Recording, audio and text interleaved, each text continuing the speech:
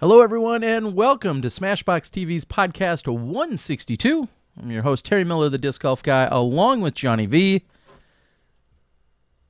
We're here in Milwaukee. How are you doing? I'm doing all right. You've been traveling a lot. You just got back from the USWDGC. Yes, I did. Got to see some fantastic golf down there. Paige Pierce rocking 1,000 rated round to close that crap out. Yeah, it was. I didn't get to see it shot by shot firsthand. You're covering the second card. Yeah, I was following in the chase card, but I was keeping an eye on the scorecard and watching the battle as it unfolded. Even on the scorecard was very impressive. There was a ghost card, so the chase card teed off right at 9 o'clock on hole 1, and then as soon as we were off of the hole, that's when the lead card then teed off. Can we change the term ghost card to like steady ed card? Maybe. It just hit me. Like I was gonna make a. You think of steady ed as a ghost? I would think that if there's one term, like rather than having ghost card, which I kind of get and haha chuckle, I think it'd be much more. I think from now on, ghost cards should be called steady ed cards, like in honor of steady ed, who's no longer with us, much like ghosts aren't. I think we should call them steady ed cards. That's an idea. Make it happen out there, folks. I worry it'll add confusion, if anything. But as long as we get some early adopters and we really just drive it home, we can make that happen. From here on out. Now, do we need any special permissions from DGA? I don't think so. I think that's copyrights or trademarks or anything on his name. We're not trying to sell anything. We're not trying to make any money off of it. I think it's under fair use, maybe. I'm not sure his name is even that protected, but probably not. Obviously a very, very important figure, and one of the reasons why we're all here. And speaking of important figures, I'm going to immediately start out with, speaking of and steady ed, in reference to steady ed, Old Man and Mom Wallace were in fact given Eagle memberships. Honorary Eagle Club.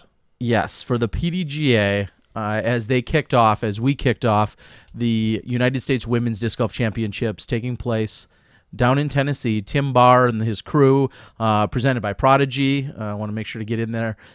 Prodigy was the presenting sponsor of the event. And as the opening ceremonies and whatnot got going on way back when, Wednesday night, I believe, Thursday night. Mm-hmm. On Thursday night, one of the things that was a true surprise to pretty much everyone was this mention and then this gifting, we'll say, upon, Mom and Old Man. If you've been to any major event in the Midwest in the past 15 to 20 years, there's a really good chance that Ma Wallace has offered you some food. And a hug. And a hug. And she's just, both of them are phenomenal for the sport. They are tireless volunteers. They ask for nothing in return. And they are so good for our sport. And I can't think of a better way to honor them short of putting them on a black disc someday. Yeah. If they're not already there. If they're not already in the Hall of Fame, they'll be there. It's just a matter of timing. This is a good first step. They belong. They deserve all the accolades they will ever get. Yeah, they have been one of the main reasons why. And a lot of people have talked about it in speaking with Kim this weekend, who's a old original Midwesterner, her and Ed Birdie. But in speaking with Kim, she was saying during that meeting to me, she said one of the reasons we're all here is because of what Mom and Old Man had established and put together and took over for a number of years in Peoria, which is in the early goings. That's where I first met them. Yeah, exactly, and that's where. They had run the Greater Peoria Open for a few years, or for quite a few years, and had done everything they did in that scene. But then when they took over, so to speak, the U.S. Women's, I want to say 2005-ish time frame or 3. I hate to be to second guess it, but somewhere around that time frame, I know I had then come down to the event, and that's when the PDGA was just first rolling out this concept of having PDGA officials at events. And I was at one point the official PDGA official at an event outside of the tournament staff. I was also then in charge of that was their Marshall program, and I was in charge of writing an article and getting at least one digital photo posted, all for the website. And it's funny to think about the media back then, as we were just getting started, versus the media today. And also, that was right around the time, the very early beginnings of trying to enter in individual scores for the holes, as in live scoring, was a thing at that time, just beginning to be a thing. And the event eventually rolled on. It moved into a few other cities, and a lot of other people have taken and been great hosts of it. And it's just been awesome to see their involvement, to see how this has grown and flourished into the event that it is. And every person that you read about or talk about or hear from at this event will tell you that Tim Barr and his entire staff and his tireless volunteers and crew just did an amazing job this weekend. I'd have to dig for a legitimate complaint. I can't think of any that were out there, and that says a lot. Was it too warm? It was warm. Apparently that's kind of normal for that area at this time of year. So I guess you can't even complain about but it was that. I think a hair warmer than normal. And I felt almost silly saying it in the commentary on my videos that there was no wind to speak of either. There was very little wind on the weekend. There was no threat of rain. There was then water on every course in every spot you needed it. It was tremendous. So and we'll have Paige Pierce joining us actually. And she's just asking me, when am I joining you? Whenever she's ready. And I think we're going to have her in a minute, and she can elaborate on the event a little bit more. I was getting caught up in just thinking about how awesome it was. So we'll be able to hear it directly from Paige Pierce. We kind of found out just late tonight that she was going to be joining us. So it's a nifty little surprise for all of you out there. We didn't even get to advertise it yet. No, we just put it up on the YouTube page and the Facebook page. So yes, so we'll have Paige. It looks like she's just about ready. You're logged in. Okay, so any minute now, we'll probably have Paige joining us. But yeah, that is what happened. I got sidetracked. The whole ghost card, steady ed card, sorry. It starts here, right? It starts, got to start here. The steady ed card and then the honors for Mom and Old Man Wallace. So, all right. Well, I think we are ready to bring on the champion, one of the many champions, but the FPO champion of the event. If she can hear us, and hopefully she's good to go. Looks like we can welcome Paige Pierce to the show. Paige, can you hear us? Hello, we can't hear you. Is that a setting on your end? Usually is. It sometimes is, but we usually tested. Hang on one second, Paige. We're going to make sure that we can hear you. You can hear us? Can you hear me? She's just looking at me. Can you hear me? All right, hold on. It'd be hilarious if she can hear all of this and she's just playing. She's just fooling us. We're gonna try one more thing here to see. Yeah. Right. So she should be able to hear us. Yeah, and she can definitely see what we're seeing. And we are talking, so she can hear us. Then why don't we hear her? You're sure it's nothing to do with your shot over check there? This once. Our speakers are working. Okay. All right. Well, we'll make it work one way or another. We can't hear you, Paige. We can't hear you. Everything is in. Yeah, we're hearing Skype, but we're not hearing Paige Pierce. We see her. For all of those that are. Well, how good's your ASL? Let's just we'll go the long route if we have to here tonight. All right, let me. All right, we're gonna try another thing. This is what happens sometimes when you don't get to. Get a full-blown test in ahead of time. Beforehand. Yeah, so Drew Smith, thank you for the super chat. We appreciate that. Yeah, Skype is coming in so on our sides because if we do an you got it, Disc Golf Nerd Classic Smashbox. Just when you think you I think we heard There we go. Hi Paige. So okay, you couldn't hear us before? I could not. We hear you loud and clear now. Okay, cool. Awesome. Well, first of all, welcome to the show. Thank you for joining us. Thank you for having me. We talk about having you, and then sometimes it doesn't work out because you're traveling and you're busy and you're crazy. And then I kind of think, well, all right, well, we could have her next week. She'll probably win another event. So your winning seems timeless. 18 wins I think you've had this year. Did you include Nick Hyde or no? No. I think you officially finished third there.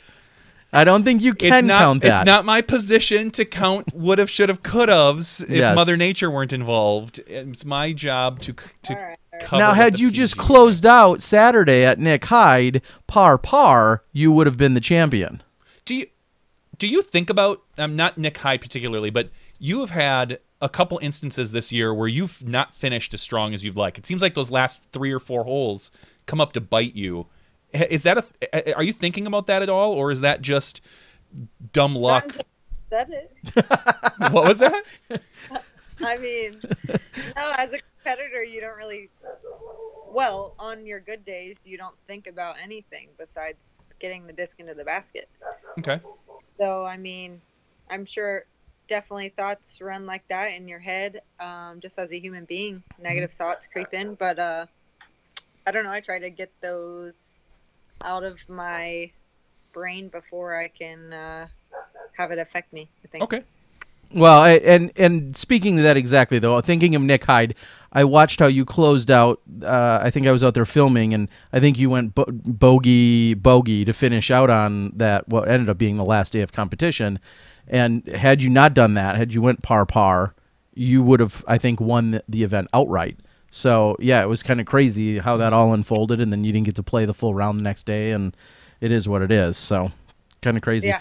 So let's get it on to something really awesome, which is this last weekend. And I kind of raved already about, the staff and the volunteers and the event and everything else. What can you add to all of that? Give us your recap of your experience besides just winning it. I mean, it was huge. It was the biggest women's disc golf tournament ever. I think the last record was like 125 from Rocky Mountain Women's, and so I think there was 158, give or take. I don't know if that's accurate, but either way, it was the biggest women's tournament ever. So I think that was evident in every way: media, numbers, payout, spectators. Like it truly felt very professional, and it was huge. And the vibe was, the same it always is at women's only tournaments. It's just, I think it's the future of women's disc golf. There's no other feeling. Like, you won't get that feeling at any other tournament, co-ed. We just aren't treated as equals, which we should. And, everyone's equal at women's only events. So it's great. And now there's a lot of different, the diversity is there because there are everyone from junior girls all the way obviously up to the FPO field. Is that a tall task to try and take on so many different divisions, so many different skill levels? Because when you look at some of those courses, trying to accommodate for everybody and everyone's skills, that's a lot of work. Yeah, definitely. I think that's where a lot of tournament directors kind of struggle. Or not struggle, I don't want to say struggle, but they're challenged by it. Yeah, they're definitely challenged by trying to decide what course. They know they want to host a tournament in their city, but what course? I mean, every city has so many great disc golf courses now, and you want to show them all off. So I think Johnson City, for example, did a great job. They had Winged Deer, which was short and technical, Harmon, which was long and technical, and then the ball golf course, which was open. So yeah, we got to play all different types of golf, and I think it accommodated to close to everybody. I mean, I know the Harmon day, Saturday, 2 rounds at Harmon was pretty brutal. Just playing 36 holes on that level of the course, that was pretty hard. But that's a pool, and we're all athletes, so. So yeah. Can I ask which of those 3 courses, which were all very diverse, and different from one to the other, which was your favorite?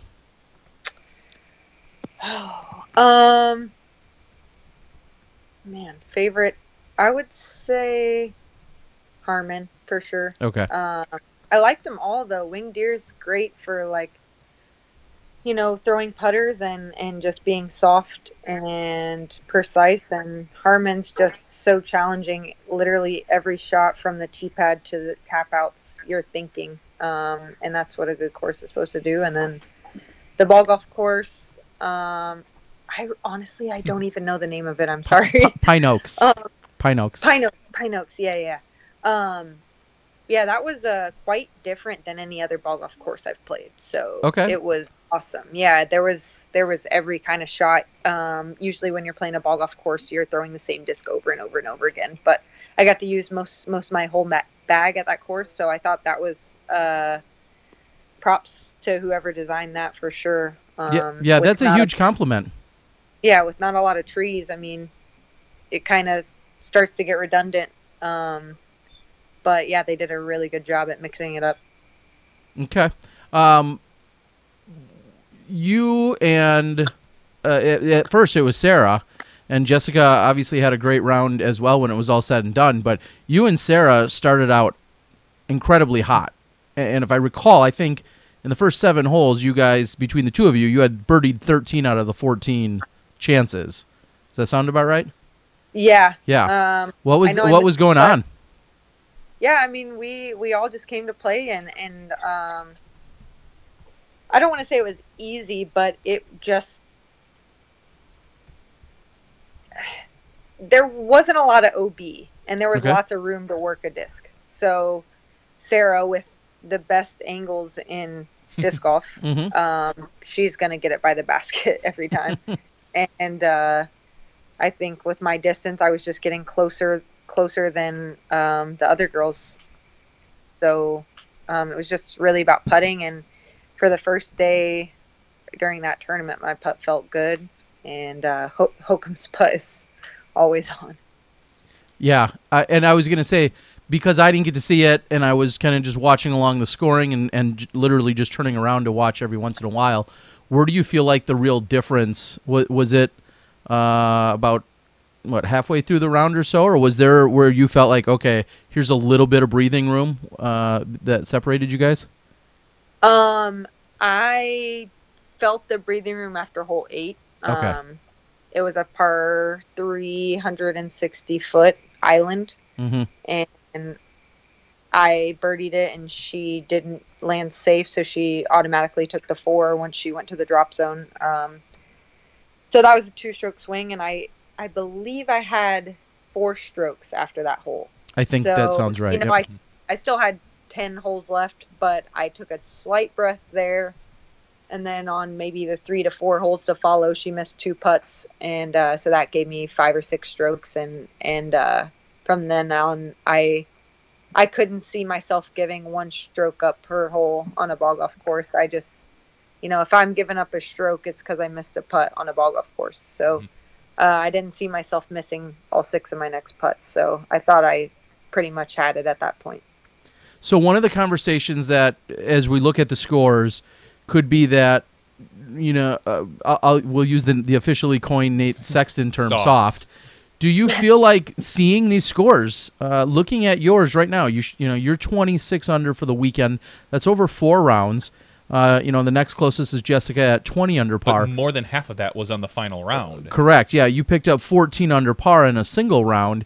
Do you feel like, do those numbers matter at all to you? If you shot even and you won by 6 on the weekend, or you shoot 26 under and you win by 6, does the actual under par, does that mean anything to you?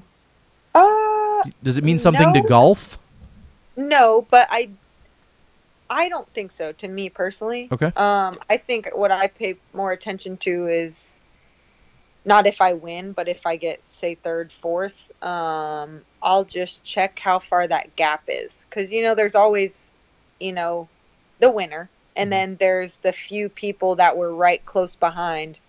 And then there's a drop-off. So I try to keep an eye on how close I was to that drop-off.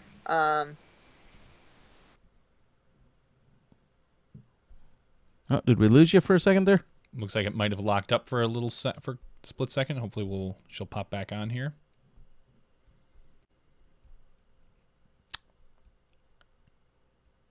And we're waiting on Paige Pierce. Yeah, sorry for the silence, which you may or may not be hearing later if you're listening live. Seems as if Paige, simply locked up on us. We're going to give her a call back. We'll get her, see if we can get her right back on the line. All right, we hear her. All right. All right. All right, we're back. Sorry, you locked up for a second. Very strange. No, you're good. Okay, you're fine. So you were talking about that drop off and where you are in relation to other women. And I was about to say, you rarely have to look at third or fourth. As I was looking at your stats earlier today, you've only found yourself outside the winner's circle a couple times this year. And we kind of debated that, whether it was the Nick Hyde and Utah. I don't count because you had to leave for a family emergency. So just to recap, you've taken second at Temple, the Open at Temple. The next weekend at Nick Hyde, which was shortened, is where you technically took third. The Ledgestone you took fourth. And every other event you've played in this year, you've won. Yes. Is that a part? No, I mean, I'm just waiting for your reaction. do you? What's left this year for you? And do you? Go ahead. I'm sorry. I was just gonna say 2.5 tournaments. Two and a half. Yeah, USDGC. I mean, it's not really. I play tournaments to compete and to win, and USDGC, realistically, as much as I would love to say I can compete, realistically that's not a tournament for me. It's just kind of a statement, I would say, and an experience. I don't know if you read what Will Schustrick posted today. I have not. No. Oh well, he not to sidetrack too much, but he did say he's done playing for the year competitively. He's not playing any more golf. He's calling it quits for the year. He's going to rehab and do what he needs to do. And then he went on, and it was very beautifully written. He went on to say, you know, I've never won anything bigger than a B tier. I was this young punk that, in so many words, I was this young kid that showed up to the USDGC not picked, you know, at all to win it. And then I won it, and anybody could go win it on any given weekend was pretty much his message. And I thought it was just beautifully written. And awesome. We know you've got skills that obviously can hang with anyone on any given weekend. So don't count yourself out yet. How many guys do you want to beat? All of them. Besides all of them. What's that? And that's about it. Yeah. What did you say? Sorry, we missed that. I just said Jeremy Colling. Oh, okay. Well, Okay. that shouldn't be too hard. Yeah. I mean, it's just Colling. So do you? I was looking at your results earlier today, and obviously you didn't go to. I think it was the European Open Master or Major.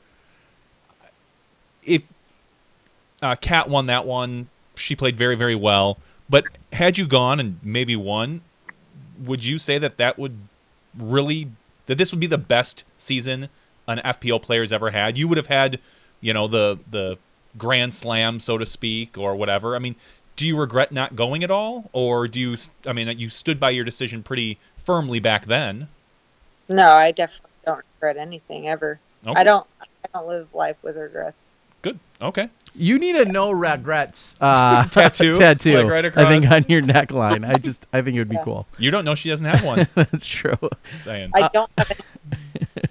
That's Okay. here. I'm sorry, you cut out. I don't have any tattoos. Yet. Can you hear me? Yes. Okay, we got you. Okay. All right. Well, it's like we said, just looking at your season, it's pretty amazing. Now, we're going to get into it later once we've let you go, but it's interesting. Would you guess if you lined up every person in the PDGA in terms of money earned here in the 2017 season, male or female, do you have any idea where you think you might rank? And this is kind of unofficial because the last few tournaments here and there aren't all included, but do you have any idea where you rank? Including sponsorship dollars? No, just money we see on the PDGA website. I mean, if you want to share insights, you can, but just money shown on the PDGA website as of right now. You want to take a guess? Like male or female? Yep. Where you rank overall? Probably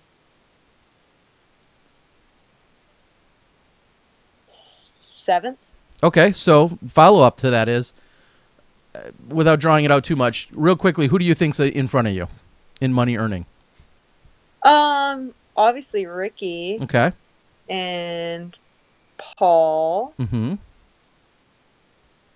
Simon. Mm-hmm. James Conrad for sure. Okay.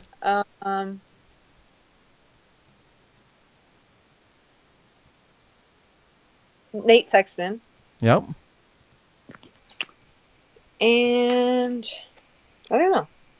Well, I'll give you a little hint, and I'll say you're dead wrong. You are third. From my quick analysis earlier today, I'm not always claiming to be smart, but from what I could quickly see, you're the third highest money earner in the PDGA. For this year? For this year. Yeah. For this year. And you got 2 of those correct. What's that? Ricky. Behind Ricky. And who was the second? Macbeth? Yep. I think I saw Ricky around 55, and I want to say Paul around 48 or something in that neighborhood. And then you at 27 and change. And again, that doesn't even include this last weekend and so on and so forth. But yeah. It keeps farting. This dog beside me keeps farting. Sorry, I'm like trying to focus past the first few. Sure. Blame the dog. So yeah, Conrad is only at 18,000 this year, so you have him by a couple thousand. Oh wow. So yeah, you've got Conrad, you've got Lizotte, who is third in men and would be fourth overall. He's at 20,000, as Wes is saying on the board, which I saw earlier. I looked at Nate Sexton, who's only played about 11 events this year, obviously due to having a child. I looked at Nate Doss. I looked at Valerie. Interesting little side note, Valerie Jenkins, as of right now, has earned more money than Nate Doss this year. Oh, dang. Yeah, who's the bread maker? Yeah, so anyway, just thought it was really interesting. Again, that doesn't even, I think, add your 2,200 from this last weekend, but you're the third highest money earner in the PDGA as of this year, as of right now. And that's pretty damn cool. So USDGC is a full week away. We're sitting on Tuesday. Right now, it's going to start in 8 days. What will you do between now and then? Tomorrow I'm going to float the river. Okay. And you're in Tennessee right now? I am in Tennessee, yes. What river? And the Harpeth. Okay. And go rock climbing, and probably a bunch of card games and beers and laughs. If you could just relax a little. When will you head down to Rock Hill, and when will you start caring about the tournament in a serious fashion? I'm going Friday. That way I get like 2 practice days before I'm playing for Nate Perkins in the qualifier. Okay. And then I'll take an off day on Monday, and then, qualifying Monday, off day on Tuesday, and then I think. Okay. So Nate Perkins has been on the bag for a couple of events I've seen this year whenever he's been able to. What's that like having such a skilled player on the bag for you? Oh, it's awesome for sure. And Nate keeps it real, but he's also so nice. So nice. But yeah, if you're not impressing him, he's going to tell you. It's refreshing to have someone who keeps it real instead of, someone just trying to be nice and do you a favor. He actually wants to push me and make sure I make the right decisions and assess all my options. He stopped me mid. Actually, you were right there up close and personal. Stopped me before one of my putts and was like, "Hey, have you looked at this line?" And I hadn't. So, it's nice to have someone experienced and someone you're good friends with who can tell you how it is and wants the best for you. Yeah, we were. I think you were playing Wing Deer during the opening round, and it was hole 17, and you were lining up to shoot to the right. And the way I was positioned, I'm like, there's a really big gap over here, and clearly it's not for me to say that during the round. And I kind of just looked at Nate. I'm like, and I'm pointing at him, and it was his decision to stop you as he did, and I think it was the right decision. But you had a very much easier gap on that left side, as you were saying, and so I'm glad that worked out for you, because I would have felt bad had I pointed it out and then you not executed the shot. But it was a much higher percentage shot. Nice. Well, thank you, Terry. That's not what I was looking for, but you're welcome. No problem. Anything else you want to share with us? I mean, you've been on this tear. You're clearly not going to be changing much. The rest of the year, you've got, like you said, 2.5, 3 events. Anything else you need to share with the world?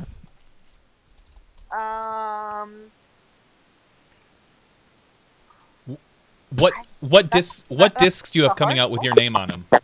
Very open-ended. What'd you say? I said, what discs do you have coming out with your name on them? Any, or are they all out? The Convict has had my name on it for a little bit, and once I won, I got to add the Bio Defender. And there's quite a few fundraiser discs. Those are my 2 signature discs, but I have quite a few fundraiser discs on the dynamicdisc.com.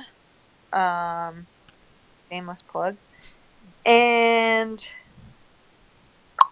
the Deputy, we are releasing in every plastic, and so that's going to have a limited edition stamp on it, just for the first runs of them, the special edition ones. Those will have my name on them. Sweet. And when can people expect to see those? Because that's going to be the first question. I believe those are right around the corner, maybe a week away. I'm pretty sure, but I can find that out for sure and make a Facebook post in the next day or 2. So your tournaments are just about to wrap up. Are there any other disc golf related extracurriculars? You know, and I know way back when we talked about things like, you know, when we were at the Tennessee Titans Stadium, or the one that's going to happen over at Dodgers, and then the Pocono Raceway just took place this weekend, where a lot of the DD crew was up, working that. Are there any of those types of fun, crazy things that you have in the works that you're going to be doing anytime soon? Well, Ricky Wysocki, Eric McCabe, and I have been doing what's called Luck of the Draw. Mm-hmm. And so we sell raffle tickets, and we play an 18-hole round. And on each tee pad, 1 through 18, we draw a raffle ticket, and whatever name's on that, we play with that person for that hole. Skins match where your partner changes every hole, but basically the concept is, you know, you get to be a world champion's partner and try to win some money and some sweet discs, and just to kind of spread disc golf around the country, and try to get to know some of our fans that are so supportive over us through the internet. You know, we get a chance to meet these people and play with them and thank them basically for all the support. So awesome. Yeah, we have a Facebook page, Luck of the Draw Skins Match. We've only done 3 so far, but and Eric, as many as he can get to, are going to do 20 to 40 of them. Okay. Awesome. Well, excuse me. Holy cow. There seems to be all sorts of goofy noises going on. I don't know where those are coming from, but we're going to let you go. What are you watching? That's what everybody wants to know. What's on TV? Baseball. Okay. The Cubs? You're watching the Cubs, I assume. I was, yes. That was just a random guess. Okay. Nice. Are they losing to St. Louis? They were after the second, 5-1. They're still going to wrap up the. Yeah, they'll take the division. Oh yeah, me and J Ray will have to get to some postseason games. That's the plan, one way or another. All right, Paige, you got anything else you want to share with us tonight before we let you go? I think that's about it. Okay. Yeah.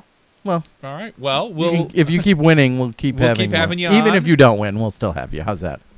Cool. Thanks. All right. Well, we're gonna let you go. Thank you for joining us. And are you gonna? What do you? Yeah, never mind. I had no idea where I was gonna go with that question. I was gonna say, what does a third place money winner do? How do you go out and make it rain? But well, that's for another day, maybe. It's a private conversation, I think. I think it is. I mean, I'm buying a Sprinter van probably, and I just started a retirement fund. So wow. Okay.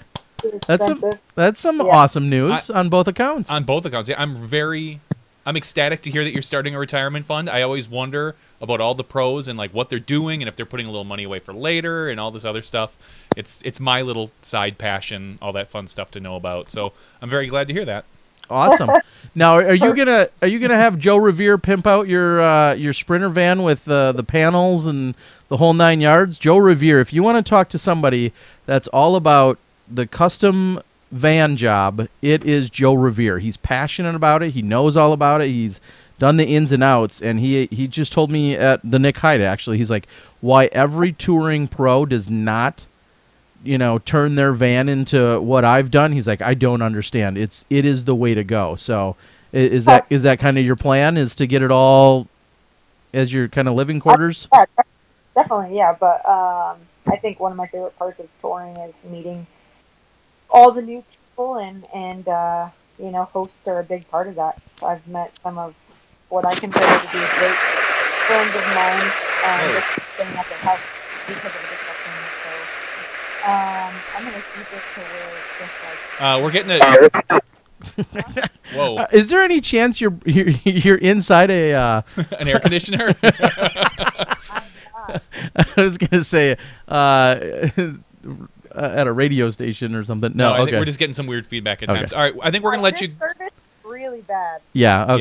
Yeah, I'm sure it has something to do with that and with Skype. So, all right, well, we'll let you get going so you can finish watching the game. Thanks for joining us, Paige. We always appreciate your presence, and good luck at USDGC. Thank you very much. All right, we'll be seeing you soon. Take care. Bye. Bye. All right, good night. All right, and that, of course, Paige Pierce, our 4-time women's world champion, and that was about 650 rated audio, unfortunately. Yeah, I think we had some struggles there. I think it had something to do with her Skype and the signal that we were getting, because we were getting a little bit of feedback on us. People thought maybe she was holding her microphone over, but it even happened when she was moving the phone around, so it was clearly on her side. I'll do my best to clean it up a little bit in the audio version. So bear with us for that. Unfortunately. Jeff asked if she's a Cubs fan. She somewhat is indirectly a Cubs fan. One of her good friends, fellow DD guy, Jonathan Ray, is a huge Cubs fan. And so I know when she can, that's one of the teams that she'll root for. So, which is great. All right. Yeah, a few struggles there on the audio end. So we're going to move on. We will not be featuring the one and only beautifully bearded Dynamite tonight. He is in New Orleans, and he is collecting beads to bring back to his wife and daughter. No, that's why I said collecting, yep. Not handing them out. He is there as part of the National Park and Rec Association annual trade and convention and trade show. It is a opportunity where vendors of all kinds, ranging from people that make dog parks and doggy pickup bags to people that do asphalt and lighting and everything in between, anything that you could possibly imagine related to a park setting. There's multiple vendors and or manufacturers that'll be there. There's people, I saw big tractor companies. As well. Yeah. And then obviously disc golf has integrated. In Wisconsin, we have the Wisconsin Park and Rec Association show. Almost every state has this exact same show, just at the state level, and then annually there's also a national show. And so, as you were saying, you saw a post. I saw DD was down there. It looked like EMAC was there. I'm gonna just go ahead and assume, DD is there. Innova's probably there. Maybe or maybe not Discraft. I know DGA will be there. Yeah, DGA. Yeah. Maybe or maybe not. We sometimes have. That's not one that Legacy typically attends, but that's somewhere in their ballpark. Prodigy may or may not be there. So a lot of our manufacturers will likely be there. Pretty. It's a big show to be at. I think John Houck is probably there from a design perspective. So that's a good place if you want to meet people that are serious about doing things in their park and recreation departments. That's the place to have a booth set up. So. Well, we spoke with the Open Women winner. Let's talk about a couple of the other results from the USWDGC. Taking second place, losing to Paige by 6, was Jessica Weiss, followed up by Sarah Hokum, Lisa Fakis, and then Katrina Allen rounding out the top 5. So, all of them, congratulations. That was a big field. There was actually 156 women players there. Yep. So, Okay. Masters women, Courtney McCoy taking down Elaine King by 2 strokes. So anytime you can beat Elaine King, who usually plays in the open field, congratulations to Courtney. So it went Courtney, Elaine King, and then Barrett White. So congratulations on the Masters women. And I'll just interject quickly. Okay. Anytime you're at an event and Barrett White doesn't win, there's some good competition. Barrett White is, of course, local to the Midwest. She comes to Wisconsin all the time to play golf, so we're very familiar with her. Fields. She usually then plays in the Open division because there's rarely is a Masters age division in the pro women. And so more often than not, she's winning the Open women division. And so the fact that she's at this event and didn't take first just furthers the point of how stiff the competition is there. And, of course, a couple of our very decorated and seasoned players that did beat her. But I wanted to interject. When Barrett doesn't win, it's tough. Solid field. All right, so we're going to quickly run through the rest of the winners here. Grandmasters women, Donna Barr. Senior Grandmaster women, Deborah Parrish. Now we're going into the Advanced women, which is Christine Jennings. Advanced Masters women, Kimberly Ginola. Advanced Grandmasters women, Jennifer Costa. Advanced Senior Grandmasters women, Judy Ryder. Advanced Legends women, Paula Bowen. Intermediate women, Renee Farr. Recreational women, Nadia Kokaro. I'm going to stick with that. Novice women, Margaret B. That name is too long. I'm not even going to bother trying. Junior 2 girls, Victoria Scott. Junior 3 girls, Emily Bambury. And Junior 4 girls, Naftali Ford. So congratulations to all the women who competed, to all the girls who competed as well, if you're not quite to the age of where you can be considered a woman. All of you, props to you for competing in the world's largest women's event. Yeah, very cool. And I know I've gushed about them quite a bit. They don't even pay me to do that, but I have gushed about them. They just did a phenomenal job. One of the other exciting components to the event that I think we may have even mentioned last week is that prior to the event getting started it started on Friday. On Thursday, Dynamic Disc hosted a doubles, which is the first time that's been done since 2007. I think I was there in 2007 as well for that one. And I had filmed that. And let me tell you, I am so excited to put that one together. It was just a tremendous round. It was 6 women, including Madison Walker throwing left-handed the whole time. So I can guarantee you will be entertained both by the antics as well as the just incredible play. So I'm going to leave it at that. Some of you already know the details, and that's great, but I'll leave it at that. It was awesome to see.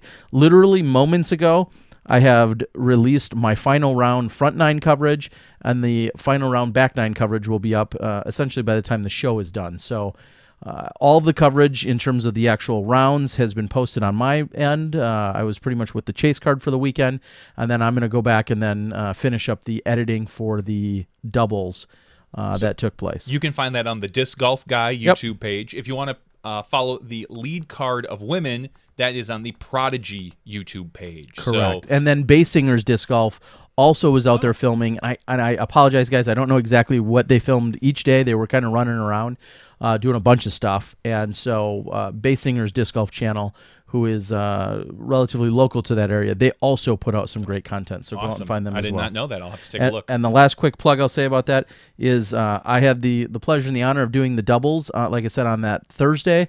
That was that coverage is presented by the event, and the coverage was presented by Dynamic Disc. So thank you guys for the support on that. And then the rest of the weekend, MVP stepped up and said, hey, we really want to support what you're doing in conjunction with the PDGA coverage. And so MVP and Axiom Disc, it was my first time working directly with them in a post-production fashion. And like I said, they were rock stars and said they wanted to support it. So I love to hear all the different names. Exactly. It's really cool. And I also love seeing the diversity in terms of the lead card and all the cards. There's no, and some may not like that I say it, but there is no one company that seems to dominate every single event in terms of, oh, well, it's a lead card of women, so it's this one manufacturer. It's very diverse when you're looking at that sponsorship range, and I think that's interesting. I think that's worth noting. So. All right, so I'll just quickly talk about the other A tier that went on this weekend. It was the Copenhagen Open Classic presented by DGA. Winning Open was, this is a real easy name for me, thankfully, KJ Nybo. So Carl Johan Nybo. So congratulations to Carl, which no one ever calls him. It's really funny listening to hey Carl. Everyone calls him KJ. Yeah. So, and taking down the Open women was Evelina Salonen. So, congratulations to you two on your wonderful victories this weekend. And needless to say, neither of them a real stretch as picks to win, right? No. Evelina won by 12 strokes. KJ won by 2, so it was a little closer. But he has the highest rating there by a large margin. He does. So correct. So and not to downplay their wins, but again, no shockers, no spoilers in that sense. None.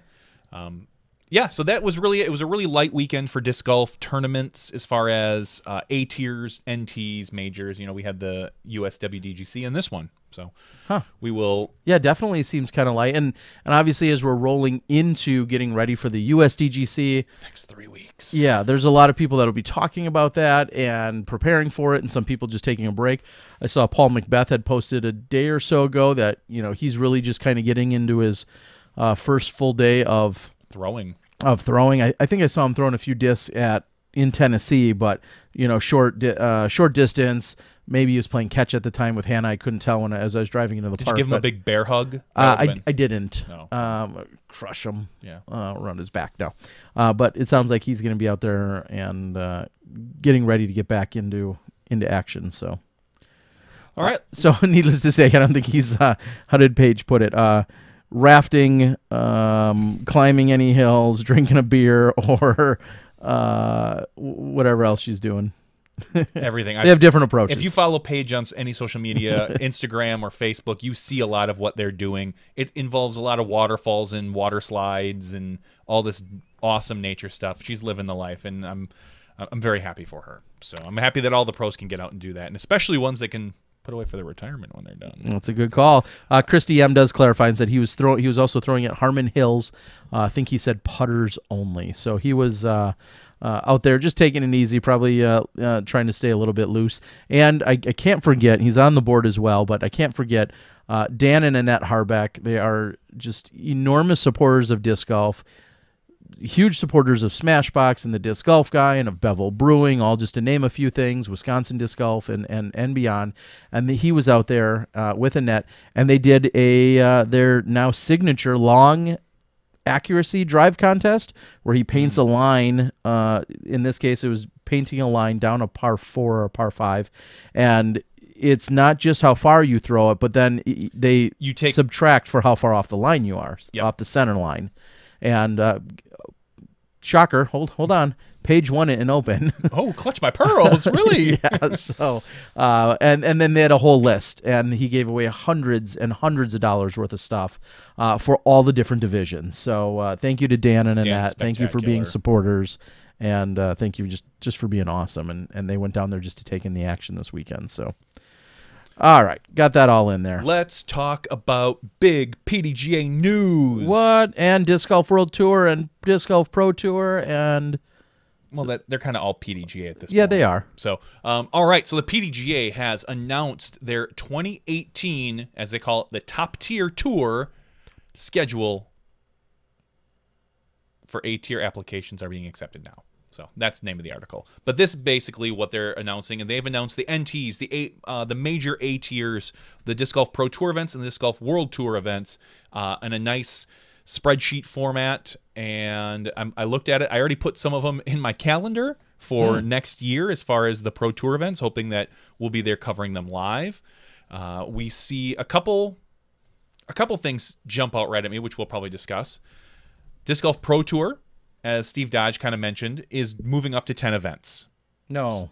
What? I thought Is that all you counted? 1, 2, 3, 4, 5, 6, 7, 8, 9, 10, and Plus then a final. the final. Wow. Okay. So I thought there was going to be at least one more, and maybe there's something I don't know. Maybe there is, but this is what has been announced for now. Obviously, these are all subject to change. Anything can happen, but these are pretty much solidified as far as these go. Who knows if he'll pick up another one?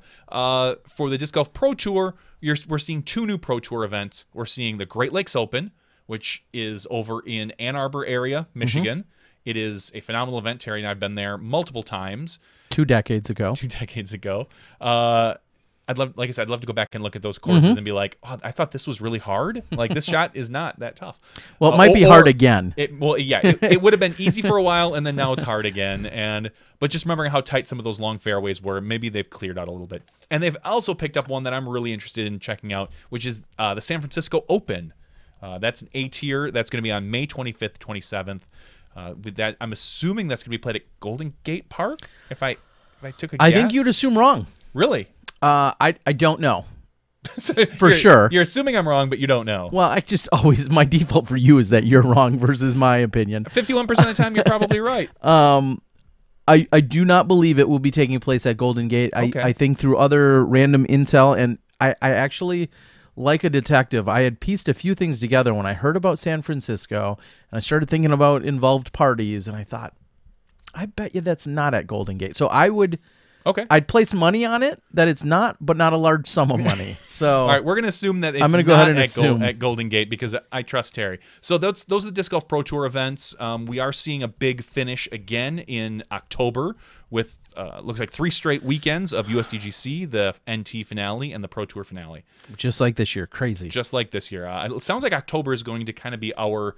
It's gearing up to be Disc Golf's big finish. From here on, from the next couple of years, I hope at least. As far as Disc Golf World Tour goes, they actually contracted a little bit. They are down to 3 events: USDGC, which is a major in October as always; the Konopiste, which is a major over in the Czech Republic, and then the I'm going to say the Tallinn Open in Estonia. So those are the 3 Disc Golf World Tour events. It looks like I said, it looks like they took I don't want to say it's a step back because I don't know. I'm not, having not talked to UC, we should really get them on the show sometime soon to discuss this. But it is 1 less than this year, which is 1 less than the year before. Didn't they have 5 the first year, or were they at 4? I feel like it was 4 the first year. Was it 4, 4, and then now 3? Yeah. Okay. For some reason, I was thinking there was 5, but I could be wrong there. That's so long. It's like 2 years ago. Yeah. It's forever in disc golf time. So ultimately, they've contracted an event, and that I guess that just means hopefully you can put that much more effort into the 3 that you have and make them bigger, better, badder. And as the NTs go, which is kind of the longest running tour, Vegas again is an NT as we saw it last year with a new name. With a new name, it's no longer the Gentlemen's Club Challenge. It is the Las Vegas Challenge, which I like that they changed the name. I don't necessarily love the name. Like they could have got a little more creative, slightly more creative. I would have, without possibly seeming a little questionable. Correct. Is that a good way Las to word Vegas it? Open, and we see this at a lot of sporting events in general. The Talladega Open, it's the name of the city. Open. I get it. If you look at most of these, let's see here. We got Jonesboro, Bowling Green Open. You see San Francisco Open, Tallinn Open, Utah Open, Great Lakes Open, Konopiste Open, Idlewild Open, which Idlewild is not the name of the city, but yeah, and Great Lakes isn't either. Great Lakes. Oh yeah. So, but yeah, I understand what you're saying. So I would have loved to see something called Big Desert Open or something weird like that. Sure, just a little variety. But either way, it's an NT again this year. Trevor Hook says Sin City Shootout, which I would F up 100 times trying to say that, but that is definitely along the lines of what you're getting at. Correct. Even the term Sin City is better than Gentlemen's Club. Like Sin City is whatever. So Glass Blown Open is an NT tier. Masters Cup is an NT. Beaver State's an NT. So these are all stalwarts of the event. But then we're going into the Delaware Challenge, which is in Newark, Delaware. no surprise there, Delaware Challenge. That is a new one that we have not seen before. I'm excited to check that out. That is on the same weekend as an A tier. This is the one thing, not the one thing, there are a few notes I had on this. The Delaware Challenge is the same weekend and days as an A tier, the Canadian National Championships. Sure. Which is out on in Boneshaw, PEI. I looked it up earlier. It's the island that's furthest. It's almost furthest east. East. Okay. Yeah, I was gonna say west. No, it's furthest east. So they're relatively close to each other. Hmm. I'm gonna kick myself once I figure out what PEI stands. Prince Edward Island. Thank you myself who looked it up. Prince Edward Island, which is off on the east coast of Canada, and we see that. I wonder how far away from Delaware it truly is. It's not too far.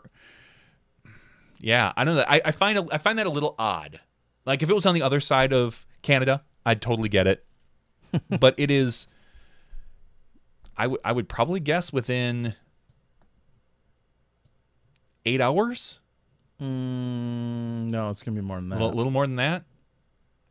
Well, let's use the Googles here. I suppose I can. It's far. Chris Durkin says it's 14 hours. Is it from here in Connecticut?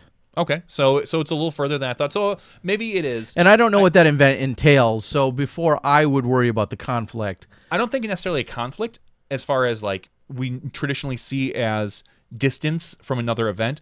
I think that why is this considered a major event on the weekend of another huge event? And I'm going to play hypothetical here. What if that event that is taking place in Canada is kind of locked into only being on a particular weekend for whatever, we'll say city, state, whatever, some other regulatory reasons or something else like that, some other constrictions or restrictions. It's locked in on that date. It's a massive festival or something or other where it has to be on that weekend. And they even essentially know it's going to be mainly people from Canada, or mainly they're going to sell out with 270 people within a few days anyway. And I'm just playing devil's advocate here. That's what I'm wondering is maybe it's one of those situations. We've always said, you can't. It's hard to question a TD or a timing without knowing all the things. I just based on looking at the schedule, I find it strange that there's an NT as the same as what is they're considered a top tier, A tier, and they're quote unquote relatively close. They're on the same side of the country. Sure. Even though they're two separate countries, but same side of the United States and Canada. So that's one thing I noticed. But I look forward to finding out more about the Canadian National Championships. So if it's going to be a big event, for all I know, do they have better cell signal than over at over in Delaware? Yeah. I don't know. We'll find. Maybe we'll find out. The other things I noticed traveling to Europe. There's a few times in here. If you look at the San Francisco, which is a Pro Tour event on May 25th, 27th, June 1st through 3rd is the Talon Open, and then the weekend right after that, June 8th through 10th, is Beaver State Fling. I think you're going to see a lot of players either skip San Francisco and go over there or skip the Talon Open. I think this is a really good test to see how many of our pros are drawn to the World Tour event over in Europe. Sure. And I don't know if it's going to be a lot. I wouldn't think so for this particular event, but I don't know if that's UC's goal. He's going to probably get your Simon, your Paul, your maybe Sexton. Maybe Ricky flies over there. He's been kind of known to do that. So that could happen. Or if UC doesn't care. If UC's like, hey, I just want to spread disc golf to a place that we haven't really had it. I mean, they've had ones in Estonia. Or was that canceled that last time they were in Estonia? Have they been in Estonia? They talked about it originally. Yeah, that's good. Yeah, wasn't there a big Bieber concert or something going on? Honestly. Avril Lavigne or somebody? I don't know. Maybe that's why I thought the first year was 5, because it had Estonia, and then it ended up getting back down. And then it backed down Somebody to 4. with much better memories, I'm sure, can chime in on the board. So either way, it's cool that we have one in Estonia. More power to them. That's great. The other time, July 12th through 15th, they're going over to the Conapishte, which is a major. The weekend before that is the Great Lakes, a Disc Golf Pro Tour event. I could see people skipping that because they're going to want to go to that major. And I don't see them coming back in time, and then the Idlewild right after that. So I think you're going to see a lot of people skip Great Lakes or Idlewild, maybe one or the other, in order to go to the Kona Piste, because that is a major. We're not seeing the Beast this year. We are not in Finland at all. So that is a change from the past few years. Yeah, it will be, as you said, it will be very interesting to see which people decide to go overseas, whether or not that is any kind of litmus test as to a success or not, as to what the mission and the goals are of what UC has and the World Tour. Because realistically, you're not going to see too much of a draw from the U.S. You will have a few of the players, most of which are either sponsored or compensated or have some special arrangement to actually be there. Outside of them, I just don't see a lot of our, I don't want to say non-top tier players, but you're not going to get, I feel like, a lot of those guys that are like, well, it's going to cost me $2,500 to be there, and I'm not going to win that much. And then you could go with the argument, well, it's a vacation, or I'm going to be there and do other promotional stuff if that can get lined up, if there is or isn't compensation that accompanies that. Those are all legitimate concerns. Or they could say, well, I'm going to stay here and I'm going to travel the 4 hours and I'm going to be ready to go for next weekend. I didn't see any. I quickly scratch papered it out as far as where the tour was and drawing lines. I didn't see any big drives in short distances this year. I thought there was one that jumped out at me, which was, as I'm going to try and pull it back up. I think I saw June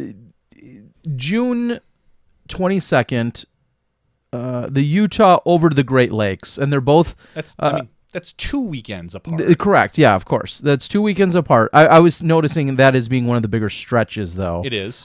In terms of getting from one area to another. That was the only one that really had jumped out at me as well. But we're seeing with Worlds being in September, there is no Green Mountain Challenge or Green Mountain Championships. Correct. So Championships. I'm going to say them both every time because I'm never going to be right. So there's not that, and you've got the Vibram right before that. So there's no big drive to Worlds. These pros know those courses pretty well inside and out these days. So there's no worry about, like there was this year, with having to play relatively a new course and try to learn it in a short amount of time coming from Beaver State. I don't see anything that is appalling on this schedule. I think this is the best schedule we've ever seen. Not just because there's a ton of huge events, but based on if you want to be a touring pro. Yeah, and of course every year they try to improve upon it, and every year, and now the only thing that's left, and this is going to happen, is there's going to be a pro that is going to say, oh man, my favorite huge B tier is this weekend, and it's sandwiched between these two A tiers on the other side of the country. And at that point you say, piss off, too bad. I understand you love your B tier, and you should go to that if you really want to make a priority. However, the meat of the tour or tours all make very logical sense at this point. So if there's something that you say, oh, but I really wanted to go to such and such, you can still go, but realize you're in the minority, and this tour, again, has improved year after year after year. And this is what we want. We want more or less a big event every week or two. And I think we're getting it. So as opposed to when there used to just be, hey, here are the 8 NTs this year, or 10 NTs this year, and they're spread out throughout the summer. All over. Sometimes they'll be bunched up in 2 or 3 in a row, and then sometimes you'll get a month and a half. We don't get that anymore. If you want to watch or pay attention to disc golf, you've got your opportunity. Next year is going to be spectacular for that. Yeah, so go ahead and check it out. You can find it, of course, on the PDGA's website. It's right out there on the front page right now. Also worth noting while we're at it is they talked about there are only going to be roughly 100 or so A tiers. Again, they're trying not to water down, so to speak, or make it too competitive, and that if you have a really great A tier in one spot and another great A tier in another, to try and not possibly have one draw away from the other. So they're actually retracting the amount of A tiers that we've seen in previous years to get a concentrated focus on the big events that are, well, the biggest and maybe have the best potential for being grand, so to speak. So you do have to get the dates in. You have to submit them by Friday, October 13th. You must submit 3 potential dates that you could accept to have your event on. And so you have to do that all through the PDGA. It's all out there on the website. So, yeah, go out there and find it and make sure you get in by Friday, October 13th. So I've done my harping here on everyone. Friday the 13th. Ooh, in which is October. only 2.5 weeks away.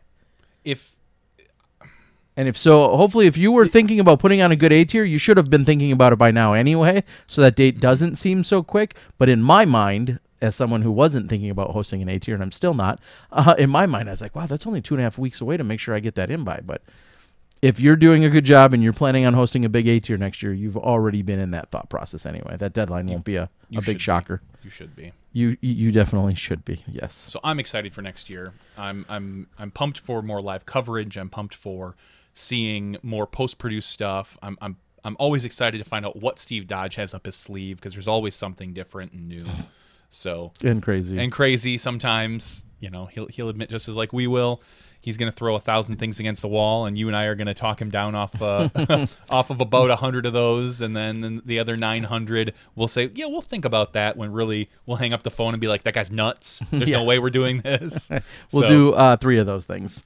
Yeah, we'll do 3 of those things. That'll be great. So yeah, so let's focus on that. Someone's asking, are we going to be at the Hall of Fame Classic? No, we found out this year at Worlds that there's just not the cell signal, and we don't have a good way of transmitting. So it's not going to be live, unfortunately. Until we come up with a better way for live, all the woods and the remoteness of that location just wreaks havoc on all cell providers. Wiring that place would be, I can't even imagine trying to wire that place with the woods that's out there, like dragging coax or fiber through those woods for cameras. It's just not a realistic option. We could set up a camera literally at one hole and just watch people tee off and wait for someone to walk. That'd be great. And maybe 2 holes. We might be able to get the tee off on hole 1 at the Jackson. Steady Ed, and then the tee off possibly at hole 1 at Jackson, because those are both basically right off the back porch, and where might there's be able to decent see signal. someone putt on, was it 10 at Jackson? The one that Paige yeah, birdied, 9. Yeah, it's you might be able to 9, see so. somebody putt on 9, but that's about it otherwise, unfortunately. I am working with the PDGA. I know they're talking about us having some kind of involvement there. I may be there in a post-production fashion.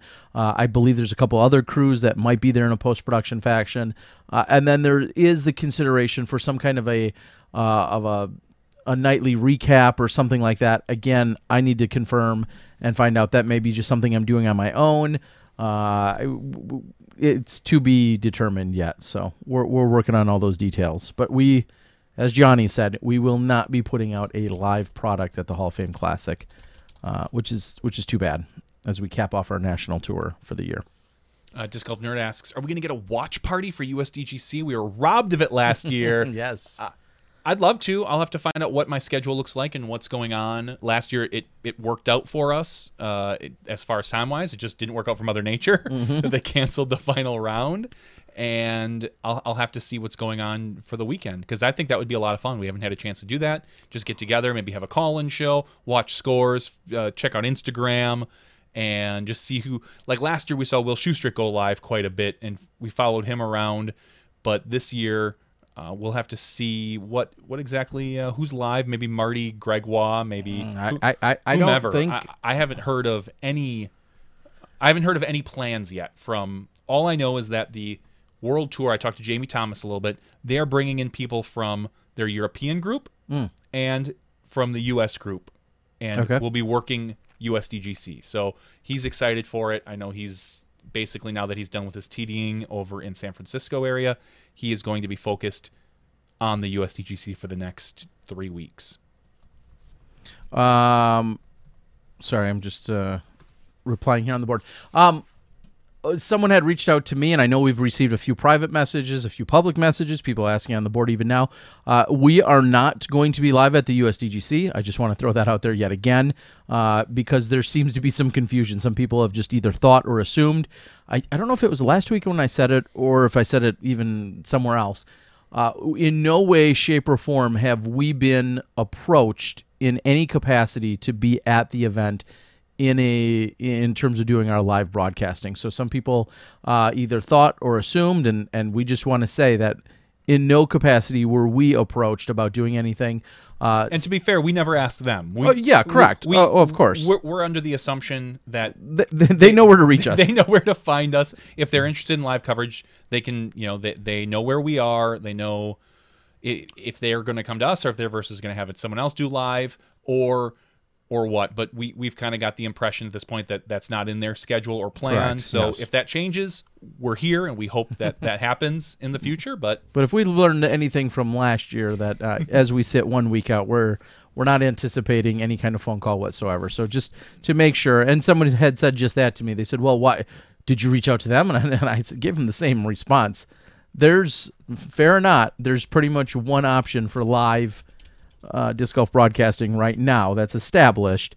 And if they found another solution, that's great, and I wish them the best. But from everything we've gathered or assumed, they just simply are not going to have any form of live broadcasting whatsoever for the event. So looking forward to whatever it is that they do put out, but it won't be from us. So I see our board is lighting up. We got Robert McCall. Is he still doing media stuff? Do they let him in front of a microphone? I guess. I mean, I've seen some videos on the Disc Golf Answer Man, Bobby. Have you ever seen those witness protection ones? Like it's just like them sitting on a recliner with a lamp, and it's just dark. That's what he's doing to Robert. So Okay. I mean, it's really kind of rude, but whatever DD decides, that's on them. Good on him. You can find those all at the Dynamic Disc YouTube page. And maybe we'll talk about it in an after show. Maybe someone like Robert McCall, if he's still up, maybe we could get a little update on the Pocono Raceway event that took place this weekend. Maybe he could even call in and give us some updates. I believe he was there. I think I saw him and Rusko and EMAC was and there. EMAC. Fairly So, certain. So Robert, if you don't go to bed too early, maybe you could join us in a little while, and we'll talk about that experience out at the Pocono Raceway. That sounded pretty cool. I just unfortunately awesome. didn't get to follow along much at all. I was so engulfed in the U.S. women's event. I saw clips on social media, some pictures and things like that, but honestly, I didn't get a chance to really get a good idea. This is the second time they've done it, so looking forward to hearing about that. Do we want to talk any more about Will at all? I mean, I know you discussed it when Paige was on the show. We can talk about how he's basically said, "I'm done for 2017. I just need he needs a break. He needs to heal up. He needs to get whatever is going on fixed or rest and relaxation." And he's looking forward, I'm sure, to 2018. So for those, I'm going to paraphrase some of this. I'm not going to read all of it, but I'll paraphrase what he posted on Facebook 12 hours ago. After some consideration, I decided to end my 2017 season. To most, it was only a matter of time before I made this decision. It's been a rough year physically, emotionally, mentally, all of that. As a pro golfer the last 12 years, this has been really challenging. He says, I can honestly say I couldn't control a disc even from 15 feet without feeling like my shoulder was about to snap in half. Have you ever driven down the road and accidentally moved the wheel super hard to the right? That's how I feel every single throw in the last 2 years, and it's uncontrollable to a point where it becomes the most frustrating thing on the planet, which I can't even fathom what that means. When you've reached that level of expertise in throwing plastic, to suddenly lose it has got to be one of the worst things and worst feelings to have. Yeah, so he goes on to say he's going to refocus. He'll be back in 2018. And then he, as I mentioned with Paige, he gives a little pep talk for everyone going into the USDGC. He said, in 2010, I was 18 years old, and I'd never won anything bigger than a B tier with 1,008 rating, and no one picked me to win it. And then, of course, he went on to win it, and that was his first of 3 USDGCs starting at that very young and early age. So a great post by Will. It's unfortunate. It's unfortunate, of course, that he's in this position, but it's so great that he shares with the world exactly what's going on. He's not obligated to do so, but he shares with it and explains it. He obviously probably wants to put more rumors to bed or at rest by putting it all out there the way he did. And not that, again, that he owes it to anybody, but this certainly gives you some really good insight into the tenacity and the competitor that he is. And He's going to take the road of hanging it up for the year, and we hate to see it, but with the struggles he's had, it makes perfect sense. If we're lucky, and if he's fortunate, we see him at the I was going to call it the Gentleman's Club, at the Las Vegas Open.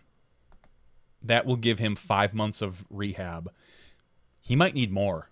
We don't know at this point. Only he will be able to tell that when the time comes. And I hope he just literally puts down the plastic for 3 to 4 months. And it sounds very much like that's what he's going to do. No putting, no anything. Just no. He's had like a funny hitch in his putt, and I don't know if that's shoulder related or if that's more mental or both. Yeah, I think these all tie together. And I'm sure they all do. So hopefully, just clear your mind. Just don't touch them, put them away, find something else to do for a few months, and come back better and stronger. Well, he's made it very clear throughout the years that disc golf will forever be in his blood, forever be his heart and soul and passion.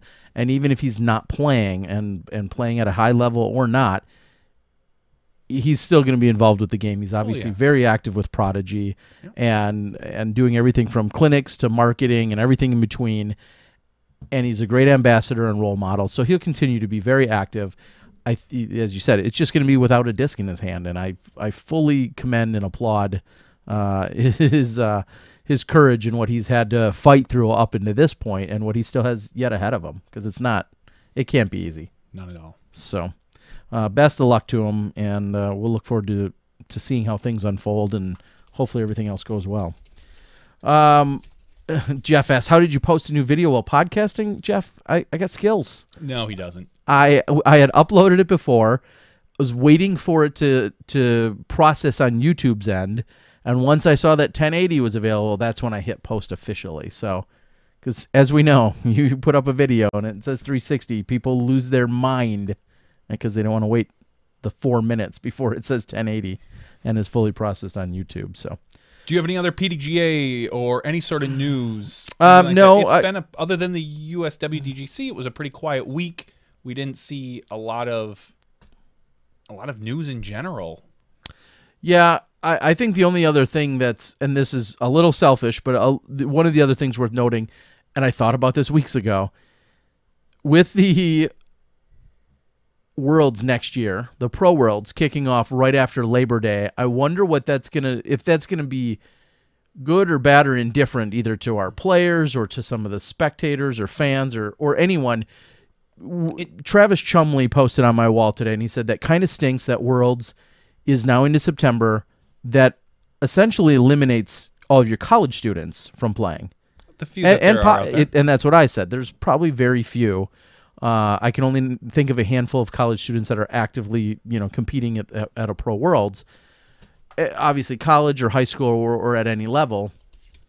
And there's a lot of reasons for the date that they picked. They had their own reasons. There's, I'm sure, PDGA reasons. There's Smuggler's Notch reasons. There's financial.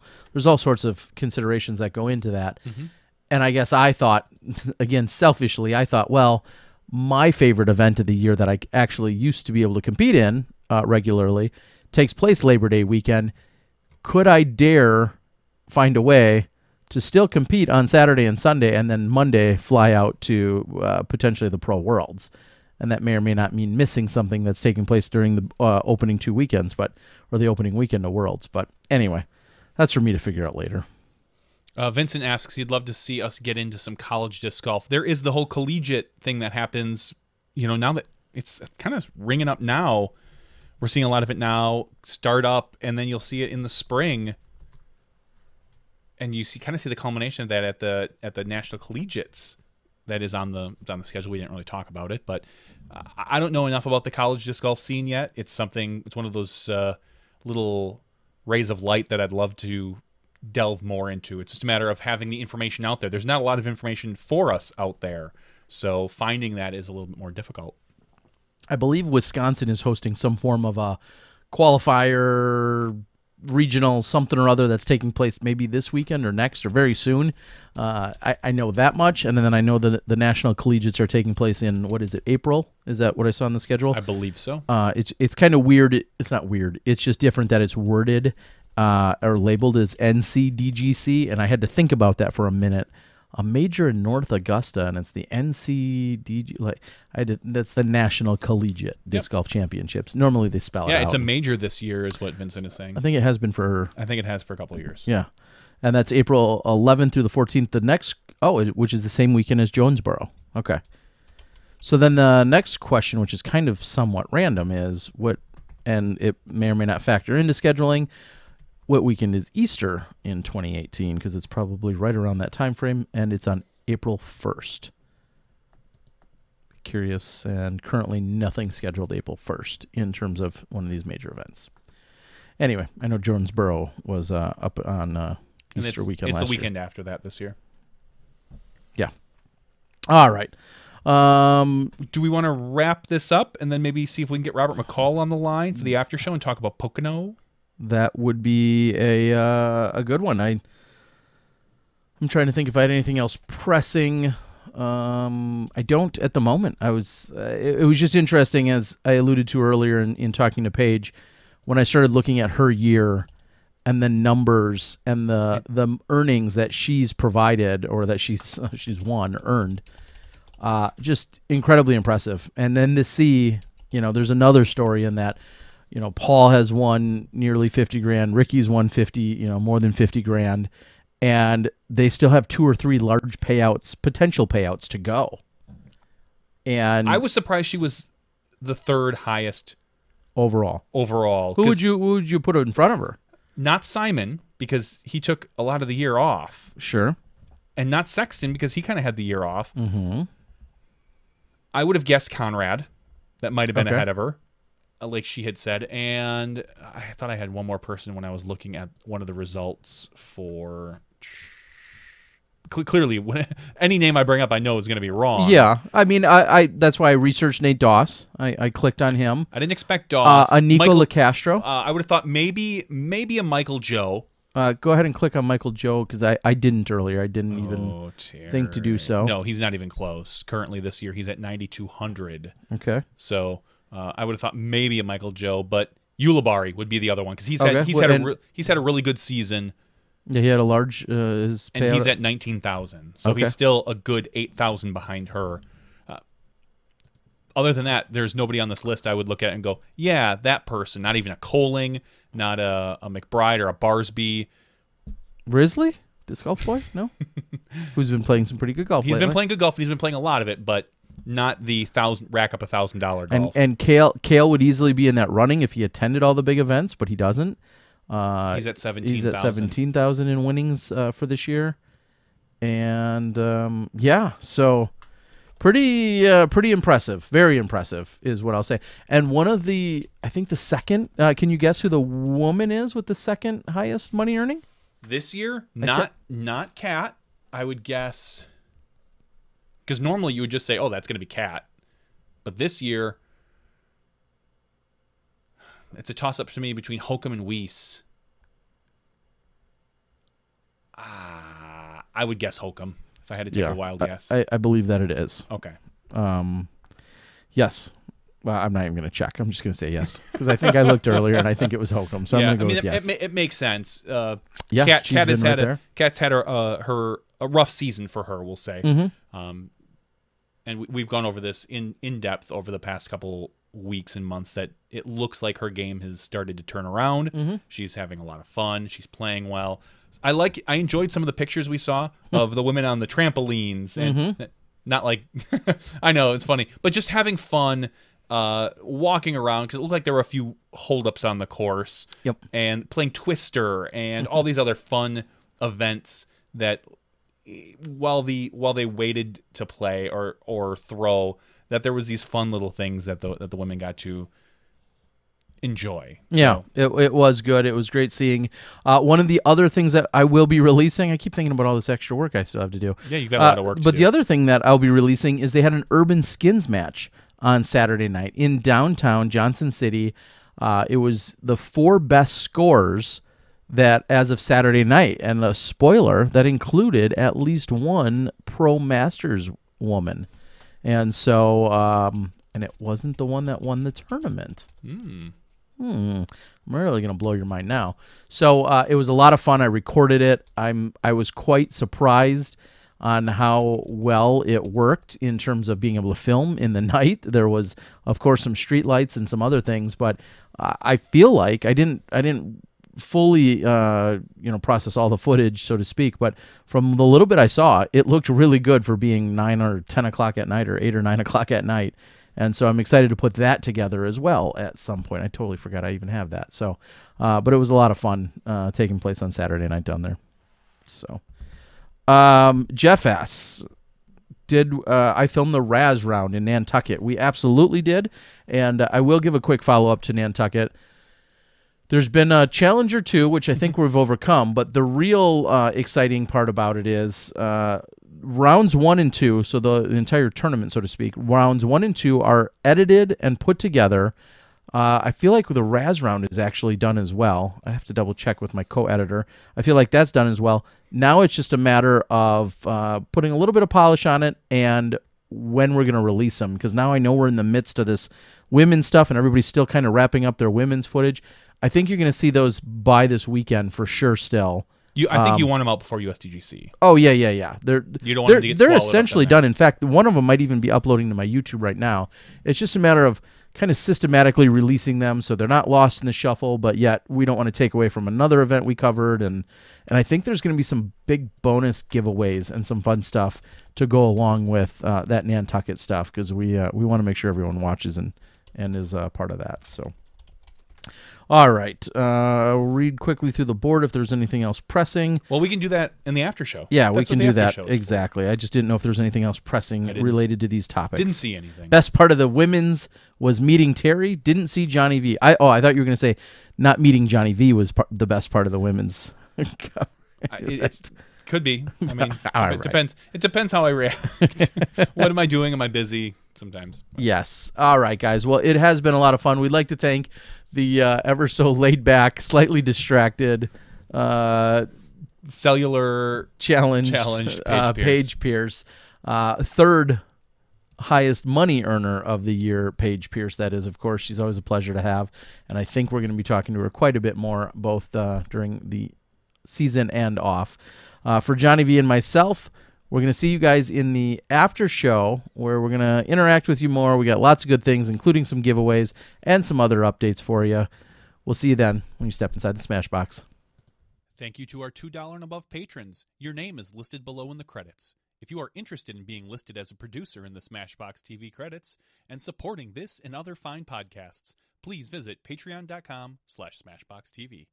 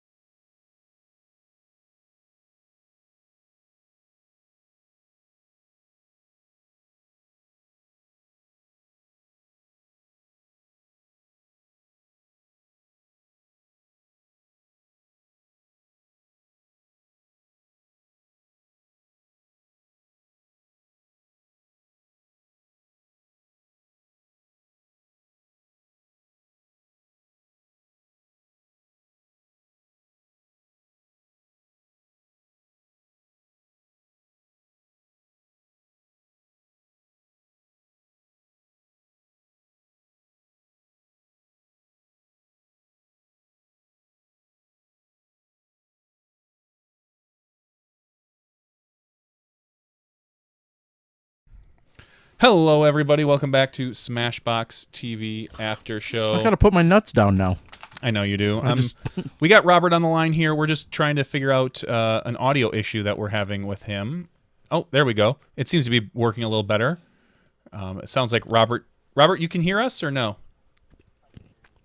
Yep, perfect. All right, let's bring Robert McCall on the show right away. Welcome to the After Show. Robert, this is... Hey, thanks. Yeah, no problem. How are you doing? Things are good, man. No complaints. Good. You look great. Am I echoing on y'all's side or not? No. Okay, good. Okay. Are you echoing on your side? Yes, but we're just going to make it happen. And you have everything else turned off that you don't need on or running? Yeah, no, I'm good now. Okay. And also, I just found out I don't have good studio lighting in my house. So, well, sorry about that, guys. it's all right. It's all right. Good to have you, buddy. So, during our regular show, we were talking about some of the things taking place this weekend. Of course, we elaborated on the U.S. Women's and Team Dynamic Disc member, Paige Pierce, of course, taking that down. And there was an overseas A-tier that took place. Johnny V knocked it out of the park with a couple names there, KJ Nybo and Evelina. And then... those are the only ones I went for. but then in, we'll say, non-super competitive fashion, Dynamic Disc was at the Pocono Raceway. Is that correct? That's right. We were not really in a very competitive mode for that, but... Says someone who didn't win, is what that sounds like. says somebody who didn't compete. Okay. No, we had a... so Mr. Disc Golf, Mike Solt, runs a million events up there. Mm-hmm. Like, he's always running an event. And this one, they did this last year as well. And so this one was actually a 2-day event. We had Flex Start C-Tier on Saturday. We had about 50-ish show up to that. And then Sunday, another 270 or so people. Wow. That was for the Raceway experience. That had 2 different 18-hole courses. Yellow course was kind of stretched out within the track. Couple holes that like played across the track, but most of them played in the stands and kind of through some of the common areas, things like that. And then the red course was quite a bit more stretched out, and it played a whole lot on the track.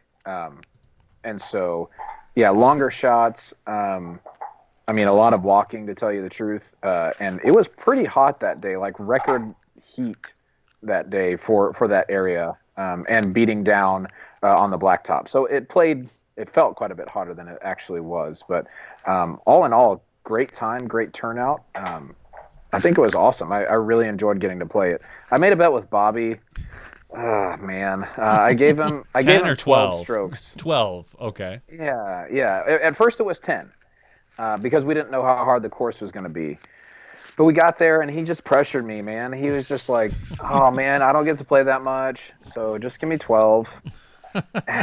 Just a cool does. Bobby, yeah, standard Bobby. Bobby's good at working you. Bobby will work you for every stroke. He really does. And so I beat him by 11. So in the bet, I lost by 1. Now, disclaimer, just for the sake of fairness, he missed a triple Mando. And I was like, Bobby, man, just re-tee. Like, just throw again. We'll just act like that didn't happen. And then he parked it and birdied it, and I threed that hole. So then it sounds like you guys, I mean, if you lose by 1, it really sounds like you gave him the right number of strokes. I mean, you're right. Yeah, you're right 12 there. is about right so. for us. Okay. The last time we played Peter Pan Park, I gave him 12, and I won by 2.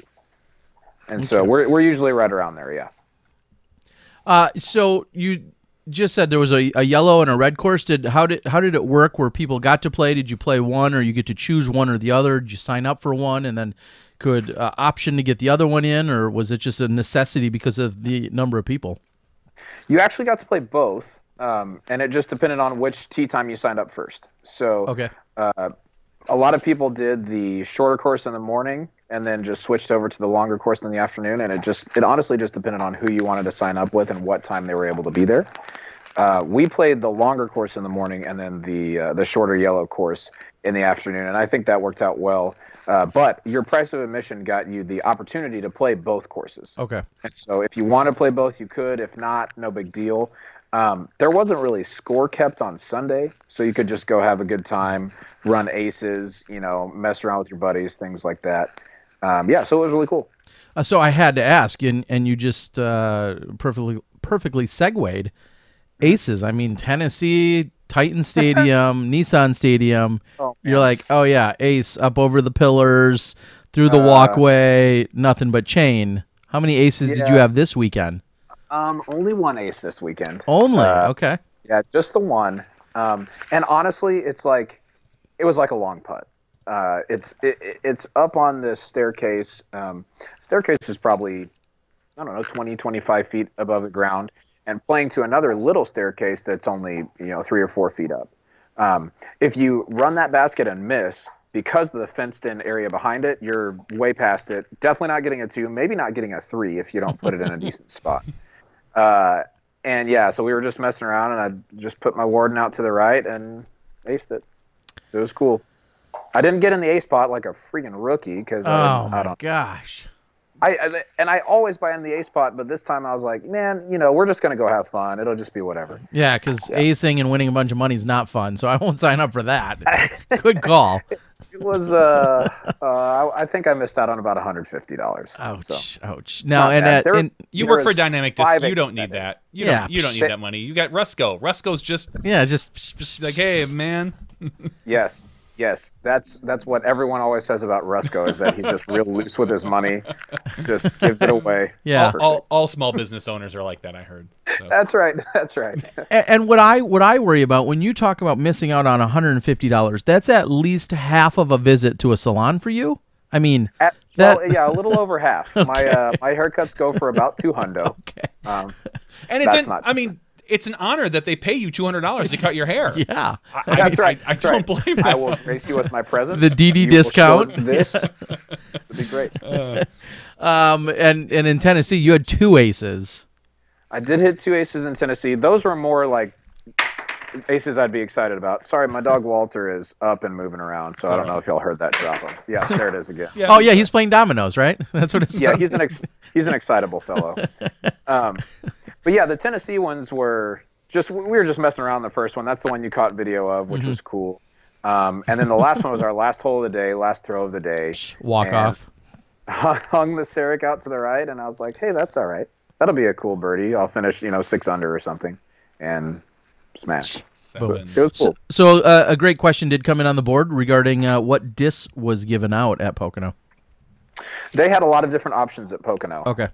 They had some latitude options and some dynamic discs options. So of the DD ones that I remember, Convict, Trespass, Lucid Marshalls, which are pretty new release for us. Okay.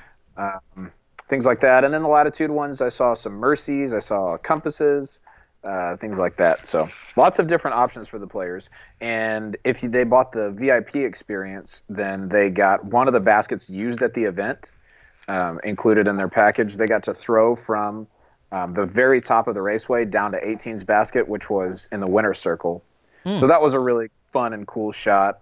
One guy aced it, but everybody was already gone by the time it happened. So you could hear about 4 or 5 people go, yeah, and then everyone else was already out of there. But yeah, that was really cool. Sweet. I was just posting to Facebook that you're joining. That you've joined our show. It's. Oh, and you're gonna see increased traffic. Normally, yeah, we we certainly are. Even though I couldn't tag you, did you unfriend me again? This is awkward. Yeah, that's right. Standard. That's just a monthly thing for me. Yes, you just go through. Just go through an unfriend. Oh, I see why I was posting incorrectly. So what's the sell on Pocono? Why? Hopefully, we'll see it again next year. I know is this the second year from Pocono? It is. Oh, it is. Right. So hopefully we'll see it next year. What is the sell to bring people there? I mean, how is it different from maybe some of the other urban disc golf things that we've seen, maybe the stadiums or anything like that? Sure. I mean, it's just different based on the locale, right? So throwing on a track and throwing a football field is different just because of the layout of it. But honestly, the draw of any of these events is that you're getting to throw discs in a place you normally aren't allowed to throw discs. If you've ever walked down a hallway at your office or in a stadium or something like that, and you see an area, you'd be like, man, It'd be really cool to just place one down the center, not hit any walls. Every disc golfer has thought about something like that. So these events allow you to do that. And I cannot recommend them enough. If you're anywhere close to the area, super worth checking out those stadium events or the Pocono Raceway event. We've got some different ideas for stadiums in the works for next year. And that was a question that Jeff, who's been pretty active tonight, had asked: is what football stadium is next year's experience at? And are those things you guys, I think, are always kind of looking at and negotiating as kind of a rolling idea? That's right. We have started to make headway with one stadium in particular. I will give you a SmashBoxx exclusive. Ooh. I'm not going to tell you where it's at. I'm sorry. I think I know. Is it's going to be a good one. Is it? I mean, is it near? Is it close enough I can go to it? I can't give any other detail. Well, Okay, technically, fine. you could go to we could take you to England where the NFL. Yeah. I'm gonna punch Spoiler you. alert, it's in England. It's at Wembley. Way to go. That's right. I- SmashBoxx exclusive. If You heard it's it the here. one that they think that was talked about at one point, it's one that you could I could reasonably make it drive to. Okay, that's all I care about because I want to go to one. I really do. I haven't had a chance.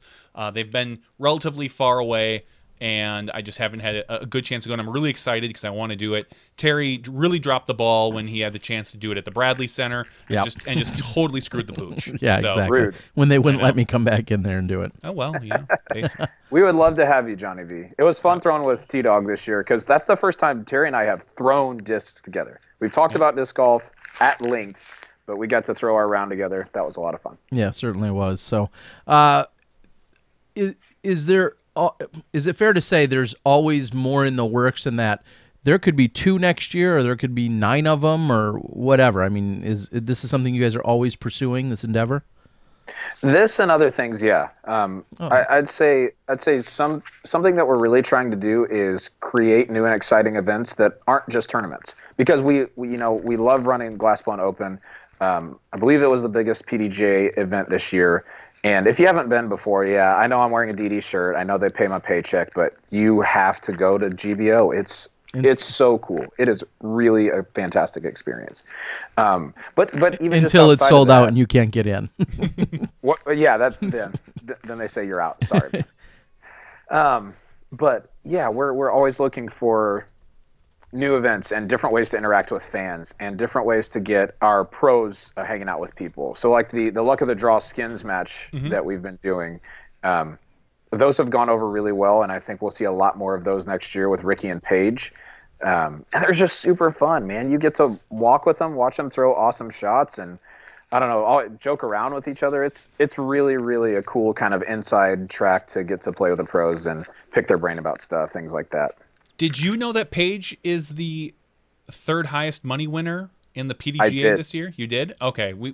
It came as a surprise to me. Terry obviously did a little research earlier, so that's pretty awesome. What do you think about that?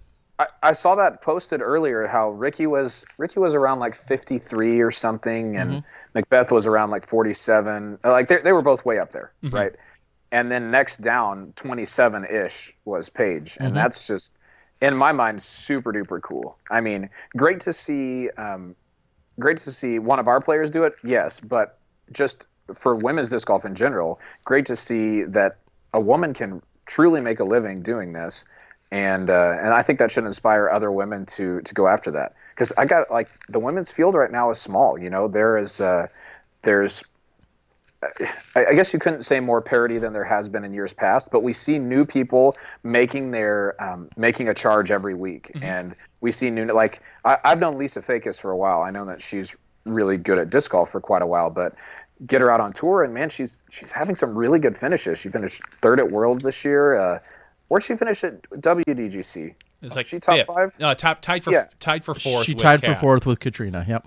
Yeah, which is awesome. Yeah. And so, I just think it's really cool to see a woman kind of making that be possible for other women. And like we love getting to see Paige. She's just a fantastic individual, and she throws way farther than a lot of people. Yeah, and I would go ahead and say this, just because some people may not think about it. if the women's field sizes were equal to the men's field sizes, there wouldn't be that much of a disparity, if any, in terms of money won. I don't think so. So I mean, because I unfortunately, when you just look at the numbers, and we all know you can make numbers and statistics say anything you want, and someone says, "Yeah, that's great," but Ricky, the highest money earner in the world is still double the best woman in the world. That's only because of field sizes. Because their purses are larger. Exactly. Well, their field sizes are 4 times larger. Exactly. Yeah. So I wanted to throw that out there because I think some people immediately just look at the numbers and think of there's some injustice or inequality there, and there's really not. If Paige was beating 100 women every weekend, as we see Ricky or Paul or whomever, she'd be winning just as much money. And it's still, nonetheless, it's exciting to see that the third highest money winner as of right now in disc golf is Paige Pierce. And I don't know. I came across that today kind of randomly when looking at her stats and her numbers. And I was like, wow, that's amazing and great to see. It's super cool. So her rating went up a point today, with the ratings update. She's at 975. Okay. And so here's a good insight into Paige and our relationship, team manager to player. So Worlds this year, Paige taps out on the last hole, and she battled the last round. It was a rough go, right? And so everyone's hugging her family's hugging her, everything like that. So I walk over and give her a hug, and I'm like, man, I'm super proud of you. Grinded the whole time and just made it happen. It was really cool. And we had talked about racing to 1,000, like who's going to get to 1,000 first. And a bunch of people had said online, like they think she's going to get there, and I mean they're probably right. Whatever. That's neither here nor there. But so I leaned in and gave her a hug. I was like, man, I'm so proud of you. And she said, I'm coming for you. That's all she said to me. Like, come on, man. She's still competing even after Worlds was over. So well, she's like pretty solid. Yeah, you said she's 977, 976? 975. 975. Okay. And you're at right now? I'm at 986. I didn't have no move on this last one. I only have one round that needs to go in. It's a 10:04, so it'll help a little, and it just depends on what's dropping off. Last year's Worlds needs to drop off, and then that'll help some because I think I averaged like 950 or something there. It's pretty terrible. So. All right. Well, I know she busted out. I didn't look at her overall average, but I know it was. She shot. It was like this weekend 950, then 957. I think 980 something, 80 something, and then 1015. Yeah. Yep. So it probably averaged around 970. Yeah. So. Yeah. And I mean, but she's capable. She averaged like 10:08 or something at Beaver State this year, and that's silly. I mean, it's really super good. So I think I saw, maybe it was within her post where she talked about playing more aggressively. I think I saw that today. How does she play more aggressive than she is now? Well, and right? I'm not her caddy. She talked about Nate Perkins this weekend being her caddy and so on and so forth. I don't know if I've seen her play more golf than any other one individual this year. I've seen her play a ton of golf with the Pro Tour stops and filming them and some of the other events. I would politely beg to differ with her in that I see her commonly make very aggressive errors. And this is something I was going to say for a one-on-one conversation with her sometime. But we're near the end of the year. Yeah, so I'll just throw it out here now. Yeah, exactly. But that's just my perception. Clearly, she perfectly contradicted that today or whenever she made the post saying she feels like when she plays aggressive, that's when she plays her best. I've watched her play a lot of golf this year, and I would, again, politely disagree. Well, maybe she sees it like this. I'm playing aggressive and getting a lot of birdies. The problem with playing aggressively is you also get those bogeys. She's fortunate enough where she's getting more birdies than bogeys, and she's getting more birdies than the rest of the field combined usually. Yeah. And so that you naturally can win that way. Yeah. Yeah, it was an interesting statement to read from her versus the times when I've seen her struggle or not be as successful or not win by 20 when I know she can on some given weekends. And see her, still win more often than not. But I feel like there's times where I was like, wow, I feel like a little bit different course management or or thought process into this could have actually improved your score drastically. So interesting, and Some observations. yeah. Yeah, so I guess maybe we'll see. so. I'd say one counterpoint to that would be, think back to Las Vegas earlier this year, right? She was leading by 8 or something going into the last round and just decided she was going to play really super conservative, just get her pars. And I think she only won by like 1 or 2. Sure. And so so we looked at Dixon Jowers and I were playing our match play match earlier today, just our Emporia match play match. And you beat him? And I got him by 1 on. Okay. I got him on the last hole. It was. You don't have to call them names, but okay. Yeah. Well, anyway, so he was saying he had looked through the Pro Tour stats, and Paige is in the top 5 of almost every stat, 7th in 1, and then 17th in. I'll give you one guess on what this statistic is. I would say putting inside the circle. No. I would say fairways hit. No, close though. OB. Oh, OB strokes. She's 17th. So exactly what you're saying is true. Is that, I mean, she goes for a lot of big shots, and a lot of the times it pays off. But when it doesn't, she obviously pays the price. So, yeah, I definitely hear what you're saying. I think she could. I don't know. She's such a good thrower. It's hard to be like, hey, back off. correct. Yeah, and I guess backing off might have a problem in and of itself. Not like trying to talk yourself into throwing smarter and not just or less instinctually could have a problem in itself. Not that you can't overcome that, but that that is something you have to work on. So here is what I specifically am thinking about. It's not necessarily her tee shots where she may or may not be finding herself OB. For me, when I've assessed this, I think about a putt or an approach, usually a putt though, that she runs that she shouldn't be running. And we all know she is amazing inside circle 2 or just outside circle 2. She's got a long lunging or jump putt, whatever you want to call it.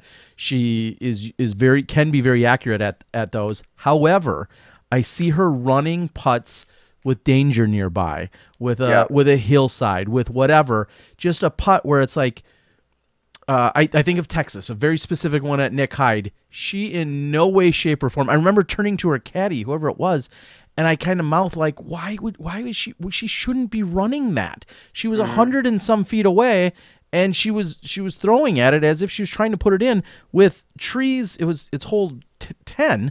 With trees and brush and stuff directly behind it, and she thankfully made a comebacker, but she shouldn't have had one. She should have been 5 feet short of that pin with a tap in with zero stress. And I just remember mouthing to her caddy, like, "What was that? Why is she running that?" It just it was poor course management.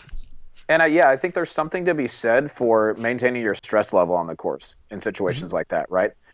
To where if you run that 80-footer, maybe you jam it 1 out of 10, 1 out of 15, but maybe you leave yourself a 20-footer, and those 20-footers add up mentally. Yeah. And so, that may be something to consider for her. But, she's winning. Exactly. It's I super know. hard to argue with. Yeah, it's hard to argue with her 18 wins on the year. But again, if you want to get into stats, which I almost refuse to do usually, go look at the times when you see she has that sizable lead, like you said at Vegas, and for whatever reasons, there you said she backed off. Maybe was less aggressive, and that came back to bite her. But look at how many times she's got these sizable leads, and she finds a way to let some people back in the door. Sneak in there. And they've done that, and she usually comes out ahead.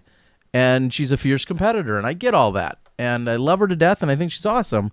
But there's times where I'm watching scoring or I'm watching it unfold in front of my eyes, and I'm just like, she's making this harder on herself than she needs to. When she's got an 8-stroke lead going into final round, there's some things she could do to keep her stress at a minimum. And anyway, just interesting observations throughout the year. This is what we should do, player breakdowns. Yeah. And again, I'll say this. There's very few people I feel like I could speak as, not passionately, but as informed about as her, because I do watch so much of her golf when I'm filming it. So I see her tendencies. More often than not, I know what disc she's going to be throwing before she's throwing a hole or is preparing to throw a hole. I see all of those things, and there's times I kind of shrug a little, and I think, no, that's not your best move here. Right. But if she keeps winning. Yep. What do we know? I would wish that I was in that situation where people would want to give me advice, but I'd be like, I'm just going to go win. I'm just going to win anyway. Don't worry about it. Yeah, cool story, bro. I'm going to go collect my trophy. You can shut up. and again, I feel like I'm in a position like yourself with Paige. I know her well enough as a friend throughout all these years that if we did have a little one-on-one, she knows it would come from the utmost respect and with the most sincere encouragement and everything else. But those are things I've noticed. So, yeah, Paige, if you're not listening, which you're not right now, there's my advice for you. Yeah. I saw a question on the board, who's the best female putter right now? Paige is right up there for me. If she's not 1, she's 1A. But I'll say, who has impressed me most is Lisa Paiges. Yep. She makes so many putts that you wouldn't expect her to make, or really expect anybody to make. And so yeah, I like watching Lisa play because her putt comes out clean. It's not like bullet aggressive. It's just smooth. Yes. It is very much so, and I will shamefully or shamelessly plug, go out and watch this final round that I again just posted. Lisa's in the group. Yeah. And I said it in the commentary as I was doing the commentary for it earlier. I said Lisa's one of my favorite players to watch. Her putting is so great. And she's proven that, as you said, with her great finish at Worlds. And she's great to see on the tour. And she takes it very seriously. And I have a lot of confidence in her putt, watching her putt. Yeah. I mean, she's just flat out solid. Best putter is obviously subjective because are you talking best inside the circle, best outside the circle? Because I think Paige has one of the best longer putts that you'll find. Without a doubt. But consistency-wise, it's hard to argue with Lisa right now. And even though she hasn't toured, I spit out there, own Scoggins. Yes. She putts from 30 and in on a rope. And I don't ever doubt that if she's inside that circle, I just assume it's going in. Yeah. Because just count it. And I don't feel that way with Paige. I kind of feel like she gets from like 15 to 22, 23, and I get a little worried that she's going to doink it or something along those lines. She's going to win, but that doesn't necessarily mean she's going to have every putt. Whereas if I watch Owen or Lisa and I think, this is probably going in. There's almost zero things there. So, but you want to take, and then you've got consistency with Sarah Hokum, who will never have a comeback putt the way she putts. I mean, that's true. Short of a roll, she's going to put in a bunch of inside 30, but we've seen Paige airball and then have a 25-foot comeback. You never, ever get that from Sarah Hokum because the way she putts. Yeah, it's her style. It's that lofting, push putt. And you don't have to worry about it. So define that as you will as the best putter. There's consistency, and then there's best, and then there's distance. Combine them all, and you get Ricky. Yeah, that's right. Yeah, so inside and outside circle Rick. Yeah, those are all Ricky. Seth, who from the Disc Golf Pro Tour and doing all the social media, has a very interesting statistic he posted saying Paige hit 56% of her Circle 2 putts this year, 35% of her Circle 1 putts. 35 can't be right. That would need to be either 95 or 85. I don't know. Just not a chance it's 35. That's like, no way. I guess. Well, I was going to say every putt of hers was definitely tracked this year. There's some stats that may or may not be perfect because not every player is tracked every single round. But that's, I don't know. That's what Seth's telling us. Well, early on the board, he says Paige is first in Circle 1 and Circle 2, according to UDisc. Well, there's only one UDisc Live that we can check this all out on. Well, you know what? We can solve this mystery. All right, someone go back and look at every putt she's done. Just go watch the videos. Well, it says Circle 1 regulate. Okay, that was one particular. Well, I'll tell you, at Green Mountain, which she won, she putted 43% in Circle 1 regulation. So if that's one indicator, that's just one event. Maybe it's not so crazy. Wait, is that driving in Circle 1 regulation? No. That's putting.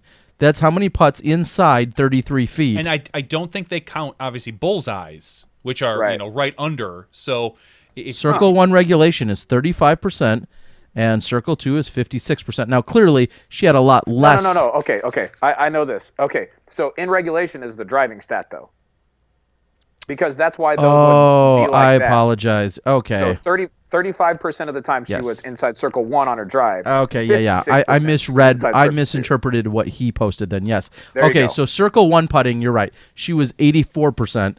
There you And go. Circle 2 putting, she was 21%. I apologize for not being clear. Reading All it good. clearly. Oh, Terry. Well, I read 35 what... would just be like mind-blowing. Yeah. Just think if she cleaned 60% of those up.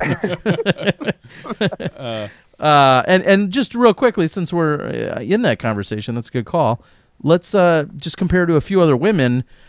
Circle 1 putting percentage. We see Lisa Fakis at 87%, Val Jenkins at 87%, Jennifer Allen at 87%, Des Redding at 90%, who probably was only really accounted for at one Pro Tour Just event. one event. Holcomb 83, Katrina 82, Jessica 84, Melody Weibel 84. So all of our women in a very, very, very similar 82 to 87%. They're almost all identical putters inside Circle 1, according to the stats. Right. But Circle 2 is a huge discrepancy. Paige sits at 21%, and the next Val's Get at sorted by click 17, on it. and then a Holcomb 5%. I mean, Wow. Yeah. just no comparison. It says Stephanie Vincent Who only played in who one only played event, in one unfortunately, event, this though. weekend. Had 26%. So Cool. very, very impressive. And again, I'm not even a stats or numbers guy, but when you look at some of the most, I feel like the most obvious ones, it's interesting what you can take away from them instantly. How are my Cubs for doing? sure. Let me see what the Cubs are doing. That's what I... Paige goes for the you miss 100% of the shots you don't take. Yes. Wayne Gretzky, Michael Scott. There you go. Exactly. Yeah, after I received a little heat last week for making a quote about a modified quote, and everybody jumped on it. Thought they were so deep and insightful. So clever. Yeah, Seth, I am going to blame you. He's on the board. Reading off the board, also what we see in here, every event Des was at, she put them in, her own stats. Oh, that's interesting. So Des keeps all her own stats. What will that bicycle on Robert's wall Heiser? I think my wife might get mad at me if I answer that question. So give us the significance, because this is what people tuned in to know. Yeah, that's right. So we do Willett Heiser videos at DD. No. The significance of the bicycle. Oh, she just thought it looked cool. Oh, okay. So now it's on the wall. Yeah, well. And it looks like I presume a picture Right of next to- her, This is us on our wedding day. which we can only see half of. That's us. Raise There you it go. just a tad. There Well, you go. I didn't need to see the head. I could kind of assume who was in what outfit, but thanks, Tara. They do things differently down there. Don't judge us or put us in. Don't pigeonhole us. John. I'm not going to. I just, you know. And so you guys, we'll backtrack into some randomness. You, in taking the position with Dynamic Disc, actually, I was going to say transported, but yeah, you guys relocated from Texas up to Emporia. And what's that transition been like? I mean, you're there with the DD family, the core DD family, but what's that transition been like for you?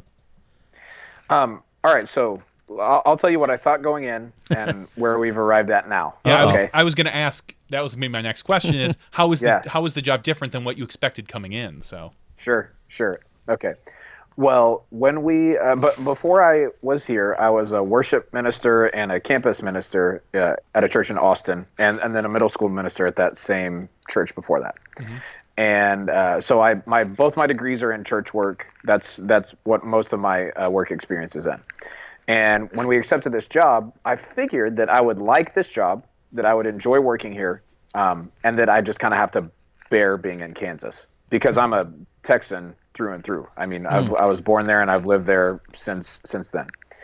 And it's been way better than that. I really enjoy the job a lot. It is a little different than I thought it was going to be, but in good ways. Like I get to communicate with our players and manage how they're doing on the road, make sure they have what they need, and everything like that. But I also get to do some community development type things. So clinics, classes, speeches, whatever it is that kind of helps grow disc golf within most of our local area. I'm in charge of all that stuff. And so that's been great. That's been a really cool transition. And then Kansas has honestly been really good. The big knock against Kansas, I'd say there's two things about Emporia that I don't like. One is that it is pretty far removed from Texas, right? Sure. So if I want to see my family's in Houston. Our friends are still in Austin, and Shay's family lives in Junction, Texas, which is a couple hours west of Austin. So it's pretty far from Texas. But that's I mean, there are airplanes. Yep. And it's fine. And that's geography. Yep. That's right. And then the other thing that I don't like is that we don't have Chick-fil-A. Oh. Right. So we don't have Chick-fil-A. We don't have. I love Torchy's tacos from Texas. We don't have great tacos here. We got some okay ones. I thought you were going to say something like barbecue. No, I'm fine without barbecue, to tell you the truth. I really like a lot of the barbecue in Texas. Franklin barbecue is, by the way, the best barbecue ever made. That's what I've heard. So, yeah, it's unbelievable. Worth the wait in line for sure. Mm-hmm. But yeah, I mean, I'm not a live or die by barbecue kind of guy. I enjoy it, but it's fine. But yeah, we just have limited restaurant options, so that's been a blessing in disguise. We eat lunch at home together quite a bit. We make a lot of dinners here. We made tonight. Let's see, we made spaghetti squash and a mashed sweet potato and some type of sausage. I don't remember what it was, but yeah, it was really good. So I'd say those are my two drawbacks. There are a lot of benefits. I live 5 minutes from where I work, and that's way different than in Austin. I think everybody does in Emporia. Yeah, they live 5 minutes from where they work. That's right. Most of I was like 15 minutes from the church in Austin, but Shay's job when she was at Yeti Coolers before, and her job was 45 minutes minimum, hour and a half with traffic, and it was just awful. And so this has been really cool for that. We get to spend a lot more time together, and just have a lot more time. So it's good. Awesome. And did I see that DD is also looking to hire more people? We are. We are currently hiring for a Latitude 64 team manager. The job will be like mine, but a little bit different. Less of the media stuff. Wasn't that Dave Felberg? No, Dave. Does Dave know he's out of a job? Yeah, that's right. Sorry, breaking news here on Smashbox. Dave, you're fired. No, he kind of does more of the. It's like a team captain type thing. Like, players call him for advice, and he does, kind of bigger tour. He did the Next Generation tour, things like that. This person would be doing more like what I do, which is staying in communication with each of the players, making sure they've got what they need, making sure they're holding up their end of their contracts, and that we're holding ours up, looking for new players, everything like that. So that's what this person will be doing. And so, yeah, we've gotten a lot of applications for that, and it's still, I think it's still open right now. So you might check it out. You guys might check it out. I'd be interested in working with probably Johnny. Yeah, I was just going to say, if you had to choose, it would be Johnny, right? I was about to ask, I'm thinking, without getting into any specifics, as the team manager, have you had any... Gossip, juicy stuff, fights? I was going to say, have you had to have any rough conversations with your team members yet, or so far? I mean, I know you've only been in it a few months, and maybe everything's been peaches and cream, or has there been any oh man, I had to talk to Paige about so and so? No, you drag her into the office tomorrow and you say, Paige, Terry said last night on the show that you're playing a little too aggressive, and we need to talk. So cool it down, or you're fired. Yes. Yeah, basically.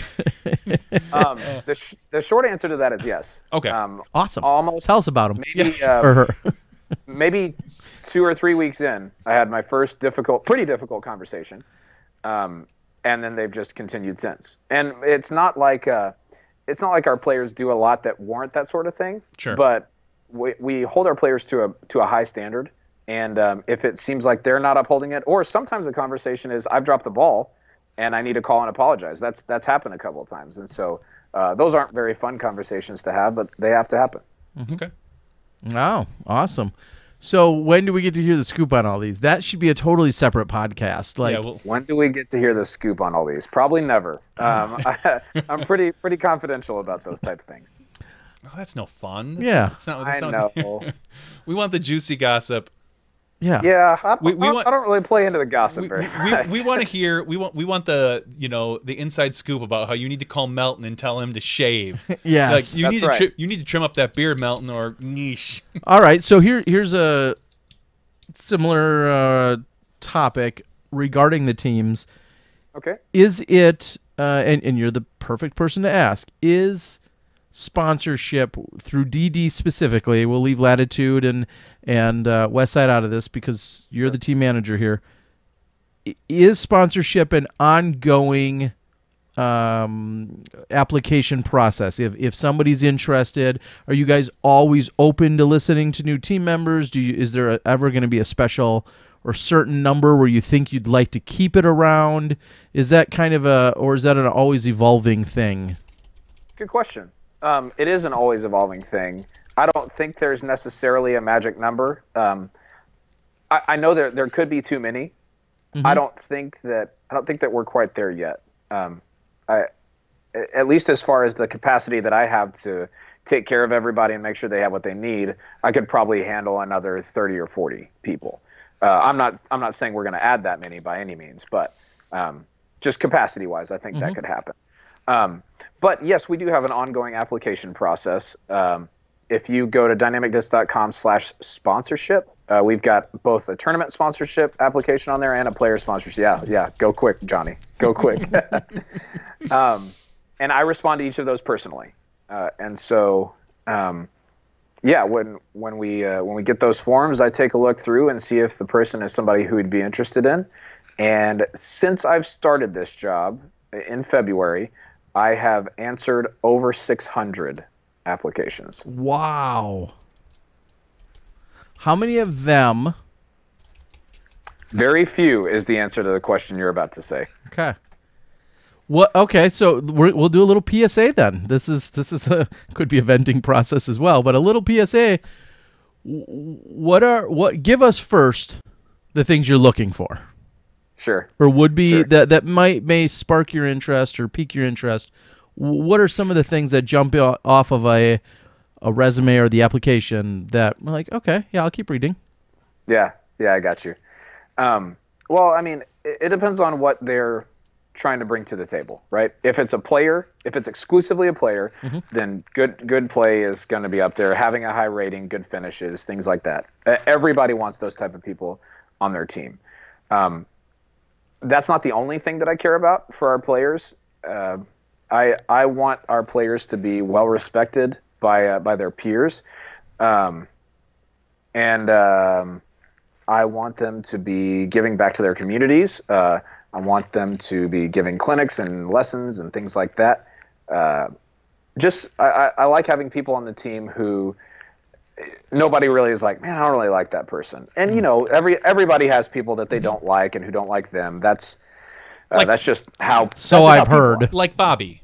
I mean, that's right. You That's just right. have to deal with people sometimes. I see Bobby on the board, and that's right. Toleration is the exact word for that. That's not true. I like Bobby. We all like Bobby. Yeah, we're paid. You're paid to say that. Yeah. But that's one thing. But then I also care about what they do outside of disc golf or outside of playing disc golf to grow disc golf, right? So if they run a league or if they have put together this charity tournament several years. If they're an ambassador for us, we've got ambassadors on our team who play disc golf, but more of what they do is run events and programs and things like that. And I think that's an obvious answer. The more that they do, the better they do it. That's what we like to see. I feel like I've said this to a whole lot of people. The hard part about sponsorship, not by Dynamic Disc, but just by anybody, is that there will always be more qualified players and ambassadors than there are positions available. Yeah, that's just the way that it works. Yeah. And so I have to tell a lot of people no a whole lot, and it's not a personal thing. It's not that I dislike them. It's just that's not a need that we have to fill on our team right now. So amongst all the applications that you've got, what is the single biggest thing that you look at and just go, no? Yeah. Okay. Yeah. Okay. I would say people who aren't playing any PDGA tournaments at all. right? Who say that they've played for 2 to 4 years or 5 to 8 years or something like that, but they don't play any tournaments. They're just kind of playing local leagues and stuff. Okay. I am excited for you. Like, cool, man. If that's disc golf for you, do your thing. That's really cool. But I don't think that it benefits us much to give you free stuff to do that. Okay. And you're saying, and to elaborate on that, you really want people that are maybe a little bit more serious and in the know. Is that a fair kind of correlation? Yeah. Because let's face it, if you, and we may have a lot of listeners in that regard that, you know, only play locally, they don't get into the tournaments, they don't really care about them, or they may love to watch them but don't feel like it's not for them to participate in them. If you're in the tournament scene and you're playing there, whether it's a few weekends a year or 3 dozen weekends a year, you're probably that much more connected, probably, to the bigger picture, what's kind of going on, maybe the mission of DD, the mission of the PDGA. You know, you're paying maybe attention to the tours and all the players and things like that. Do all those kind of things just go hand in hand somewhat, and that's what interests you? It really does. And I mean, you don't have to know who won last week's Pro Tour event in order to be on the team. Sure. You don't. But the people who are on the team are serious about disc golf and about growing disc golf, whether that's competing or maybe they formerly competed but now they run events. Yeah, I mean, it's not. I just picked up the game. I'm starting to get better. Here's another one that I see a lot is someone will say, I'm just starting to get into it. I think if I had your support, I would get to a lot more tournaments and really get to go on tour.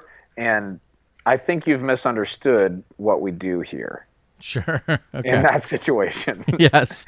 We are not willing or wanting or in any financial capacity to go out to spark and your game. Yeah, to potentially get you jump started. You have to prove a little bit ahead of time here. That's or right. A lot. Well, I'll say here's a good example of somebody who, if you want to see someone who I like having on the team, here's a good example. Danny Lindahl. All right, we added Danny to the team a couple of months ago.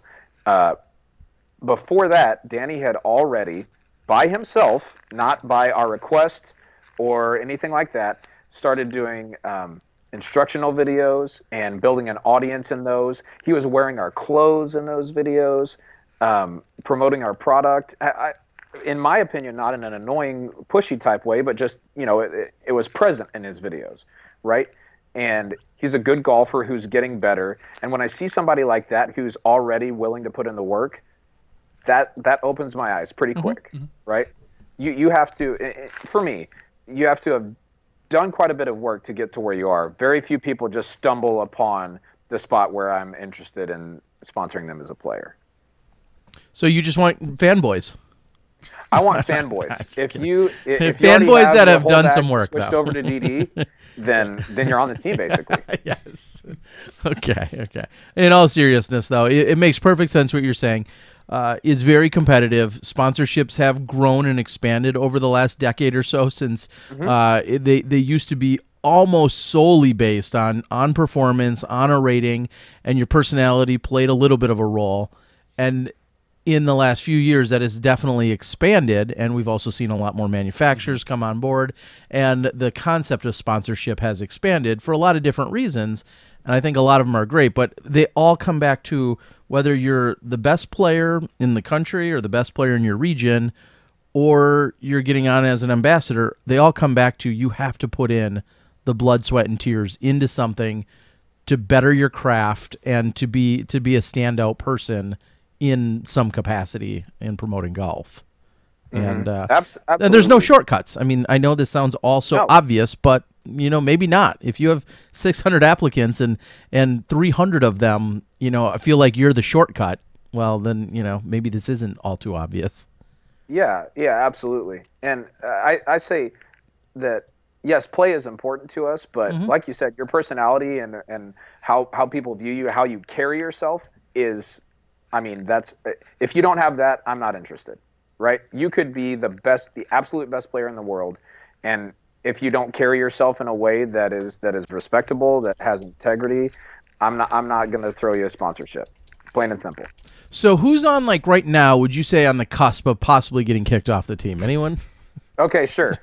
I've got I've got my. Let me pull up my list. Yeah, I've got my short blacklist. Yeah, my gray zone list. These people are just one step away.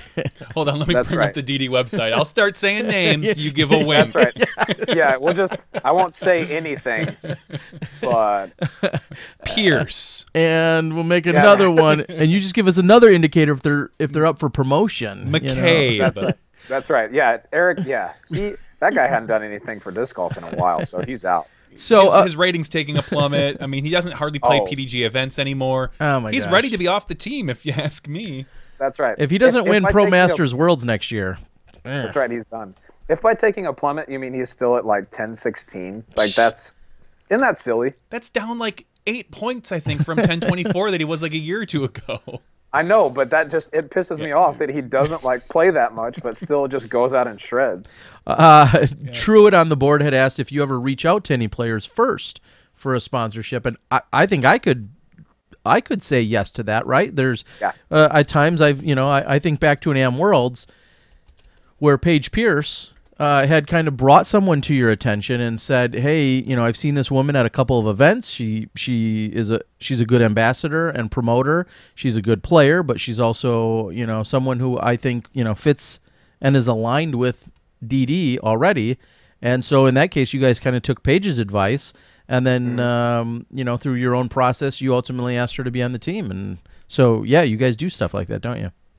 That's right. Player recommendations carry a lot of weight, in my opinion. Mm-hmm. If somebody is on the team, that means that I trust them almost implicitly, right? And so if they say somebody would be good for the team, I'm going to take a serious look at them.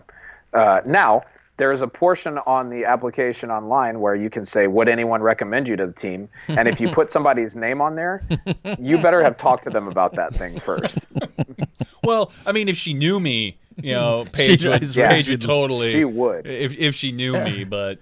This one time I had Paige sign a disc after she won a big tournament, and she totally smiled when she did it. I think she liked me. So I think that sounds right. Yeah, that sounds right. But to answer Truitt's question, there are players that I pursue who don't apply to our team just because I have heard about them from other people or have seen them perform, or sometimes it's the case that I've played on the same card with them, and I just think they would be a good fit. For us, we call our team a family, and we mean it.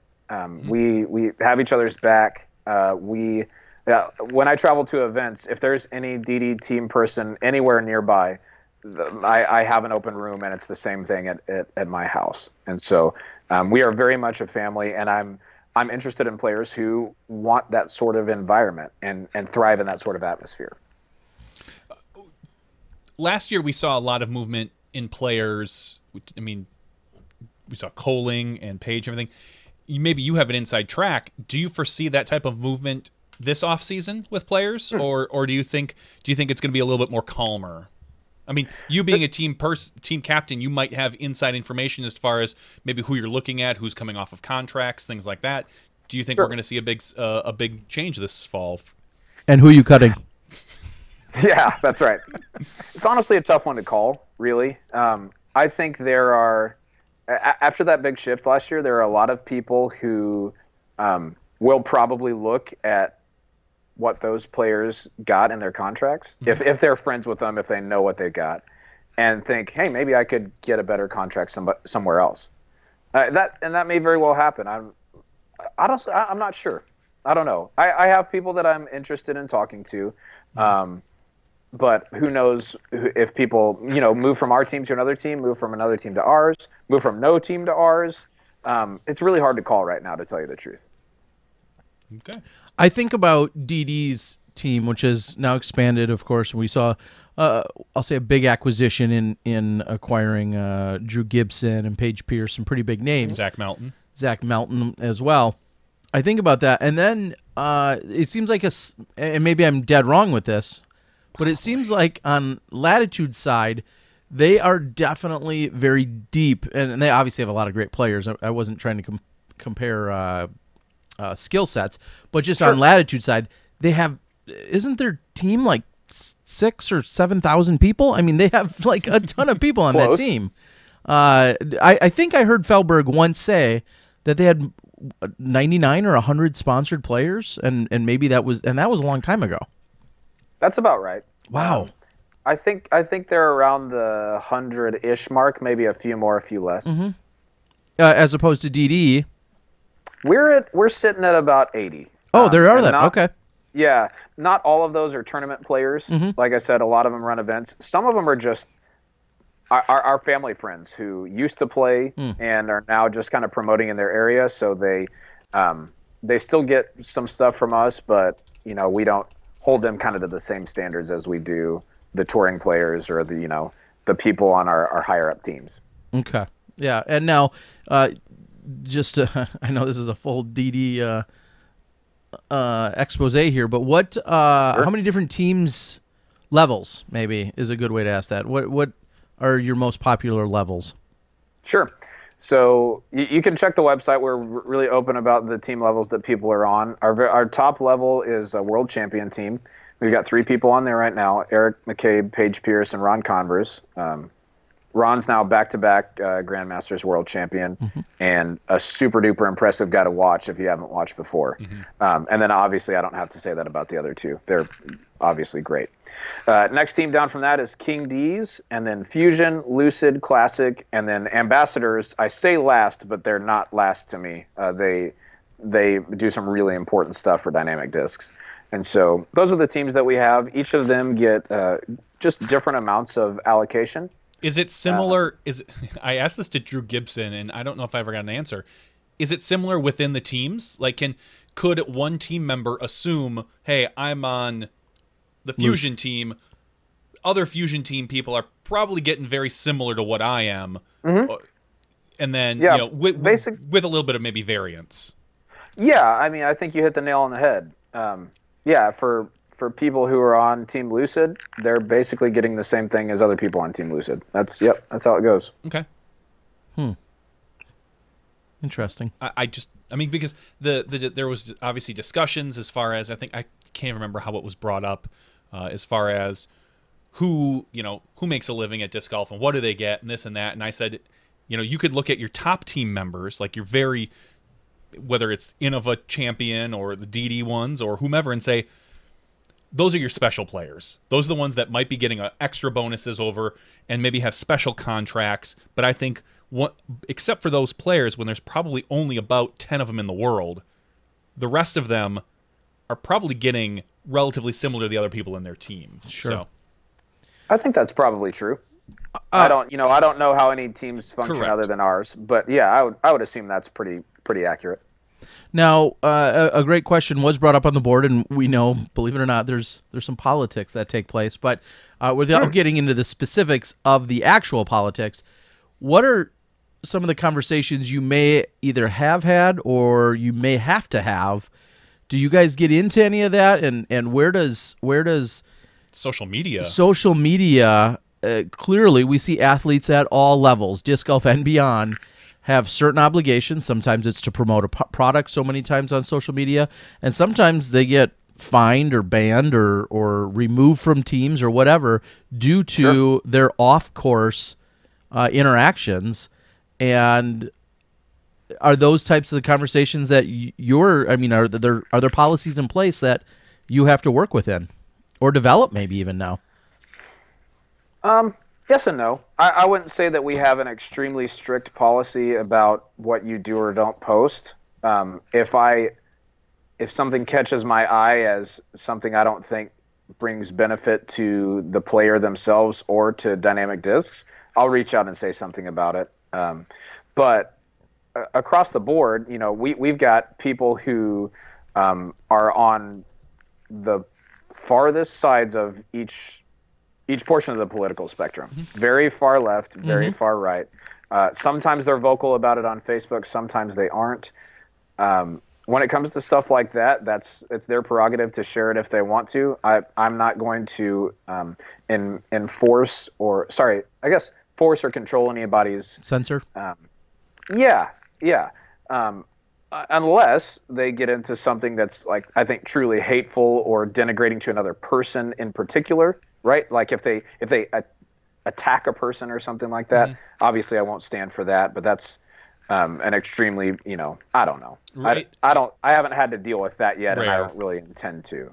Sure. Um, It's just but interesting that we're in a time where obviously whether you're an NBA player or an NFL player or owner, whatever the case might be, we have all of these outlets, and now a player can go out and make a comment, whether it's about a tournament director, about an entire tour, about just flat out, actual politics. I'll say non-disc golf related politics. Sure. There's so many different things that, could be positive and negative. And it's just interesting that we even have to worry about this.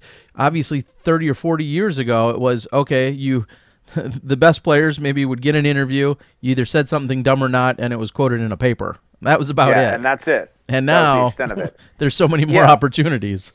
Yeah, our athletes are under incredible scrutiny, just in basically every aspect of what they do, social media included. And I mean, we're fording those waters as we approach them, right? So, I don't know. It's just becoming more and more prevalent that people say dumb stuff, and then other people say more dumb stuff back to them. And used to, that would happen in person, and you and I would never hear about it, but now everybody hears about it. And so, yeah, I mean, I think it's a really good time to be positive on social media, and talk about things that are good, that people can agree upon. Or, if you want to have a debate, I posted a little while ago, let's get down to the heart of the matter. What's your favorite type of taco? Because because I want to know. Yeah. Right? Sorts of things like that. Yeah, it's just it's an interesting time, and disc golf is. I think we are having some growing pains in that. Soft shell. Where Soft shell. Say again? Yeah. Soft shell. Yeah. Like, we're not to the point of the NFL where you make that post and then you get fined, and then there's suspensions and everything like that. But, people are starting to notice when incendiary type comments are made. So. Oh, I totally agree. And I think that's what we're going to see more of that. And I think it was Dana a few months ago who more or less kind of called out people just saying, hey, if you've got feedback for an event, don't necessarily just bring it to the public, first to social media, and blast it out there right away.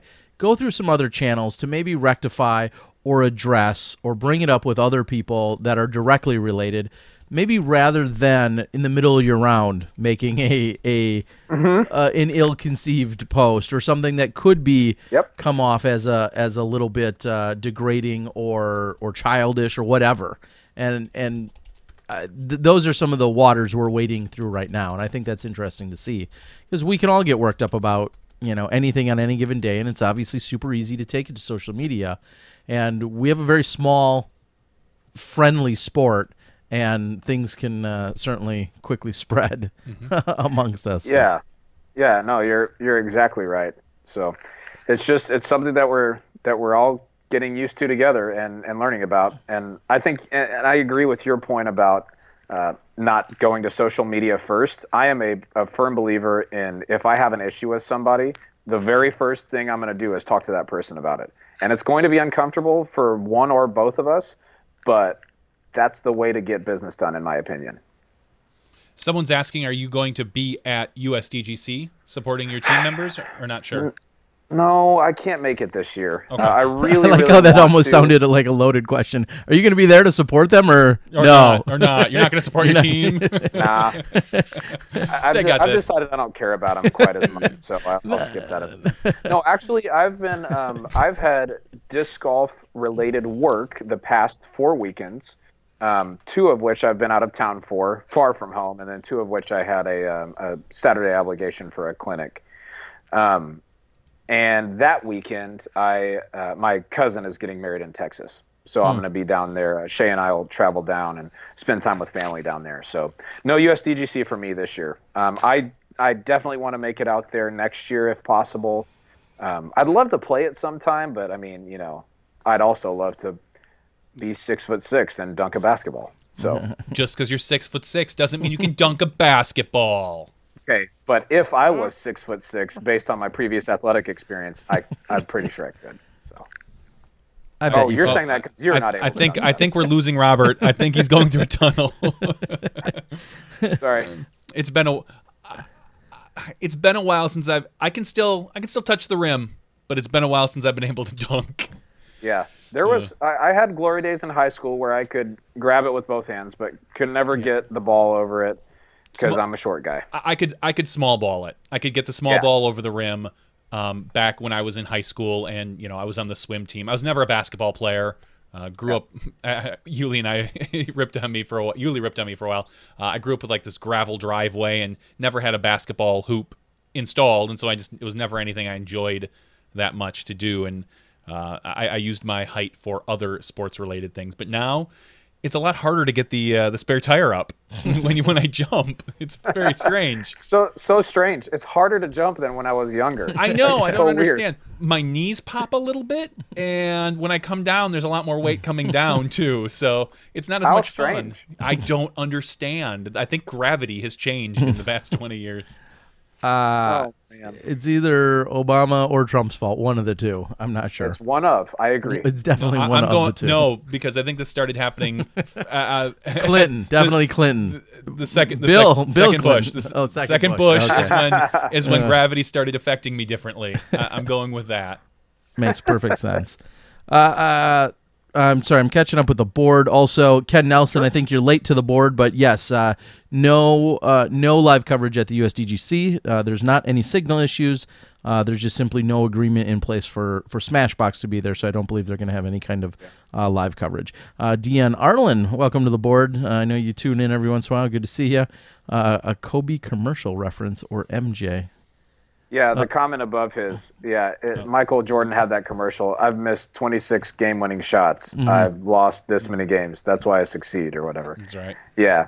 So, yeah, if we could count our successes by our failures, then I think the three of us would be very successful. Yes. Very. In one way or another, possibly. Yeah. What else is on the DD timeline for the remainder of the year? Besides getting rid of all your dead weight. That's right. No. But what else majors on the timeline? Obviously, Pocono is a really big deal. You guys have been active, as you talked about, with the doubles, and that's going to be kind of intermittent. Is there anything else specific that, should everyone just sit around and wait until GBO registration opens?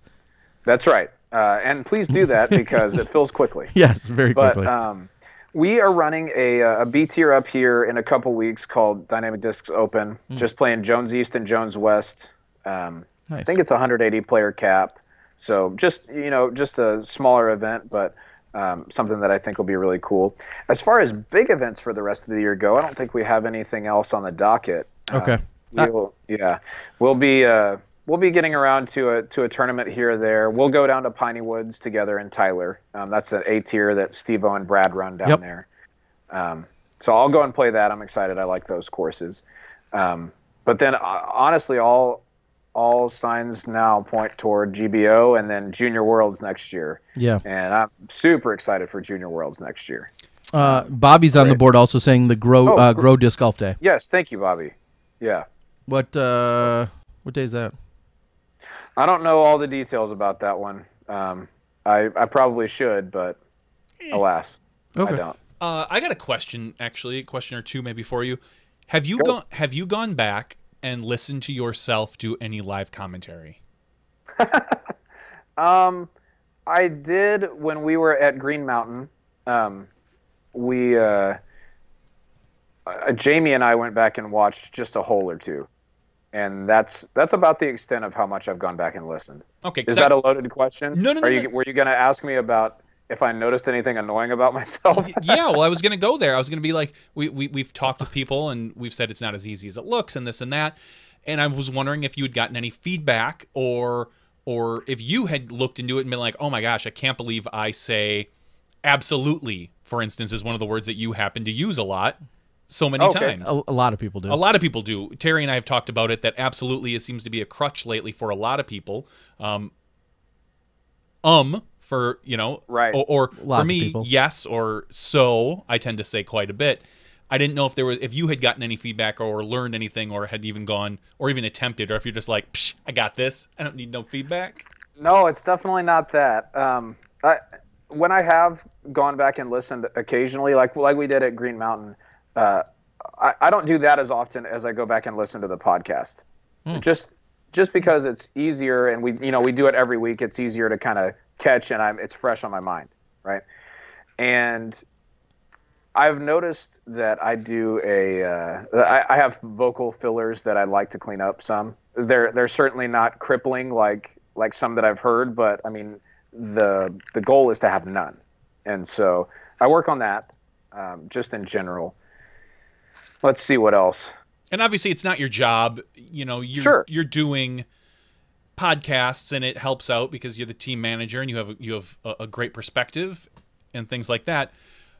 If it's something you never cleaned up, no harm, no foul. But just listening to yourself, it's a completely different thing to do. It's very totally. It can be very strange. I can't stand. I watch almost nothing of mine ever.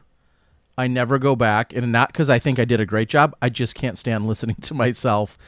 It makes two of us. Yeah, talking from right. earlier. I really struggle with it. I know I have verbal crutches, certainly, and I also know that it's really funny that, to harp on what Johnny said, and this isn't you, Steve Dodge is another great example, and I think at one point I like to go with the word absolutely, and I say it's a funny one because it's a word that is another way of saying uh-huh or yeah or huh or yes, or it's a affirmation word, but it also sounds intelligent because there's more syllables because it's 4 syllables.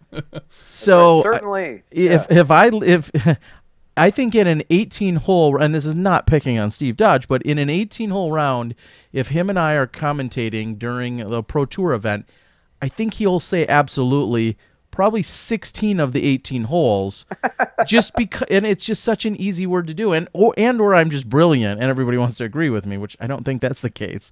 It's just an easy one to agree with someone, but yet sound kind of smart, because it's a lot better than saying yup. That's right. It's just it's a funny word for that reason, and I know I've said it countless times in other situations as well.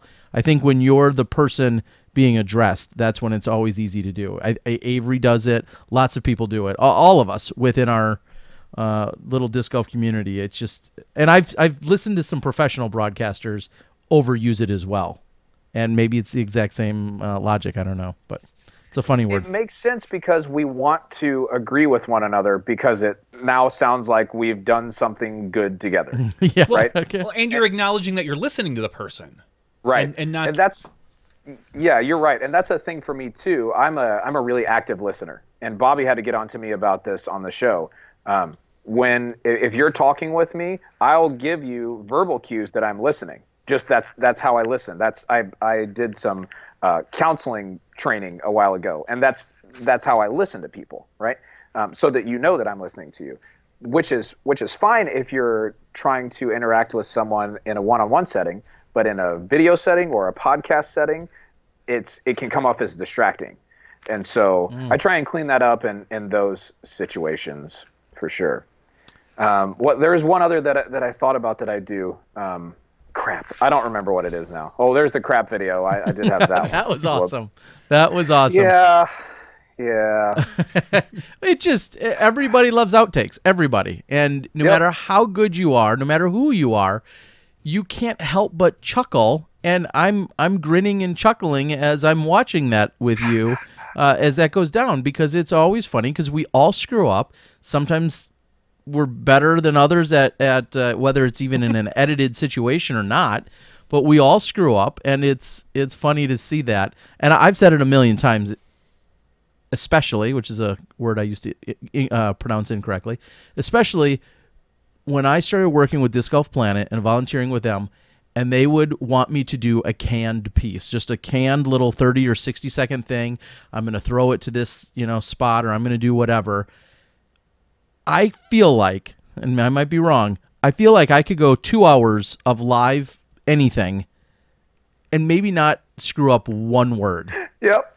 But you give me a 30-second piece that you want me to specifically throw it to, and I'll need 19 takes for it sometimes. It's so frustrating that I couldn't do it sometimes. And I remember working with Terry Roddy, and he was filming, and this is, I think, when we still use tapes. He was filming, and I was trying to do a piece, and I just kept messing it up every single time. And I felt horrible. I felt like such an idiot that I could not spit this out. And every time I did it somewhat incorrectly. So I feel your pain. It's funny how that happens. And like, this is the stupidest part is Bobby told me ahead of time. He said, "Hey, rehearse this. I want this to be, it doesn't have to be word for word, but I want it to be really close to the script." And so I read through it a few times just to make sure I felt natural saying it, but I didn't memorize it because I was like, exactly like you said, I can do live. And I mean, I screw up doing live. Everybody screws up doing live, but for the most part, I can sound intelligible. But this one in particular, I would catch one little thing that I said wrong and then get frustrated, and then I would, it was rough. It was rough. But yeah, I mean, that's part of, and it's something I need to improve upon actually, is learning to get better at media stuff. And you can only really do that by going back and listening to yourself and doing some critique. And like, coming from a worship ministry background, we listen to ourselves every week. Every single week we recorded our rehearsal and went back and listened to see what we needed to clean up, what spots we needed to be ready for. And so it's nothing new. It's just something I haven't quite translated over to being a habit in media right now. I try to listen. It's one of the reasons I listen to a lot of the other podcasts, especially the disc golf ones, and their videos. I can pick out the things I don't like and try to avoid them. You know, if you unfortunately, however. Yeah. Yeah. And wait. Yeah. Sorry, Terry. Sorry, Terry. I say that one, unfortunately, however. Wait. What? Are you being serious? No. He's dead serious right now. Okay. Yeah, I'm being. I say unfortunately, however, all the time. I say however. Is that? Do I say unfortunately? Wow, I would have thought y'all would have talked about this. No, yes, you say that one a lot. Which one? Unfortunately, or however, or were you putting those together in tandem? And unfortunately, however. Okay.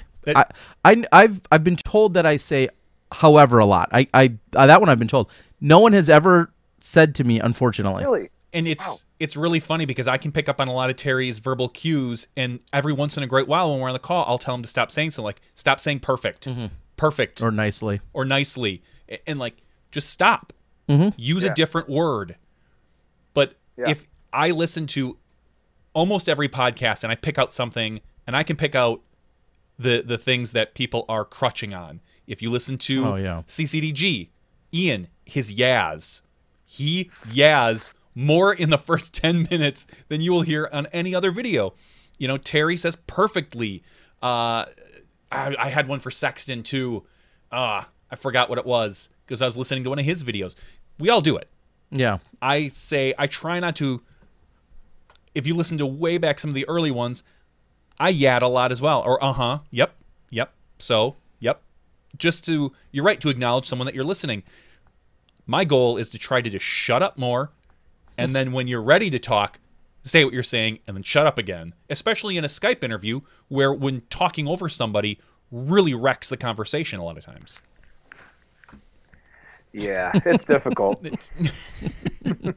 We all suck. That's what we're saying. Yeah, that's what it is. Which is why when I do those quick weekend reviews, I write out and type out everything. I read it. So you cheat. Yes, I read it completely, and then very rarely will I ad-lib off of it. Every once in a while I'll throw in an extra word or two, but I cheat, and then I take it in multiple cuts and then edit it together because I know I can't get through an entire page reading without messing something up. So, Dion, which I take no offense to if somebody brings one up that I legitimately do. It is what it is, and I'd rather it be brought up to my attention, as you guys just did, like jerks. Now, Dion had said I say in fact, which, okay, I might. I guess if you say I do, I'd have to believe that I do. Yeah, I agree with that. It's so hard. It's way harder than it looks. It truly is. Like, because you guys, y'all have done it together for so long that you're smooth, and you have mistakes that you make every once in a while, but for the most part, it's a clean show. And that is so much harder than it looks. It looks like you could just get on and, hey, I'm going to talk about disc golf now. That's what we do for 4 hours. It's hard. It really is hard. It used to be, for the first 6 months, I had show notes written up, even though some people would never look at them. And they'd have subjects and all this other stuff. Now it's gotten down to a notepad with 3 sentences. Mm-hmm. Like this, and this. Those are the things we're going to talk about. This is our guest. It's because you practiced. Let's go. So Yeah. It's very strange. So, Amp Style U to be says the trademark Terry is for sure. Did I say for sure? I say that one a lot too. For sure. For sure? Maybe. It's hard. Everybody picks up different things. Huh. So we'll listen for these things now. I'd love a list. So would I, because I start to... Because then I think, well, if you have 40 of them, then maybe you actually do have a decent vocabulary. You're just using them all. Well, that's what it is. If you have 2 that you use over and over again. I don't know. Anyway, so I learned, was it within what we were doing that anyways is not even a word? No, right. No. Anyway. Anyway. Yeah, Anyways. I had corrected that in the last year or 2. I don't know when, but somebody had once brought that up, that anyways. And now I pick it up when anyone else says it. Can I tell you, when I was working at the church, I did editing for our publications and for our slides on Sunday and everything like that. So when it comes to grammar and saying words correctly, things like that, I really try to be particular, right? And here's one of my least liked. It's not a mispronunciation. It's not understanding what the word is.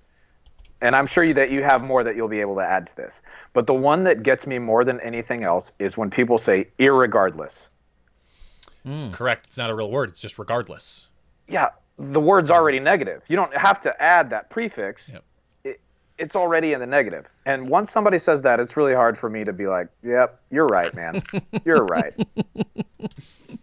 You've tuned into Verbal Ticks on Yeah. SmashBoxxTV That's right. tonight. Yeah, Exactly. It's true. It's true. I think about them. We could go on and on and on for hours with all sorts of stupid things we say. All right. Thanks for your time tonight, Robert. Yeah, this was super fun. I will selfishly ask a question, and you're not going to offend me. Okay, I'm ready. Did you consume any of the women? No, you didn't. You didn't have time. Any of the women's coverage this weekend?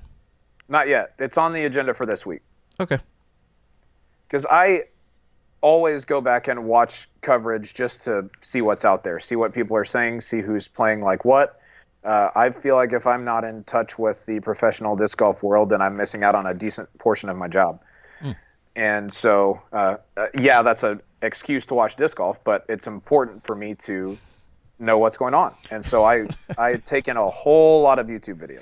I was just gonna say, is this your way of like showing up tomorrow with your whoopee and your popcorn and be like, sorry guys, got to work. I'm just gonna sit here in the recliner and watch YouTube all day. Is that That's right. is that the way how you I'll get make out a of few that? phone calls. Don't worry about me, man.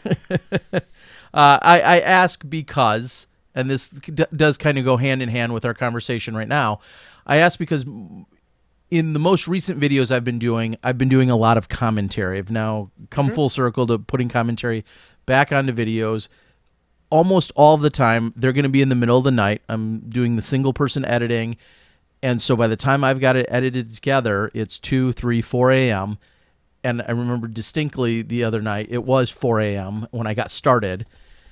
And I feel like I went a little bit looser, for lack of any other better term. I was a little more relaxed. I certainly didn't call or just basically repeat shot after shot exactly what happened. I tried to add a little bit more to it. And sometimes it was an attempt at humor. Sometimes it was just other observational, we'll say color commentary type things.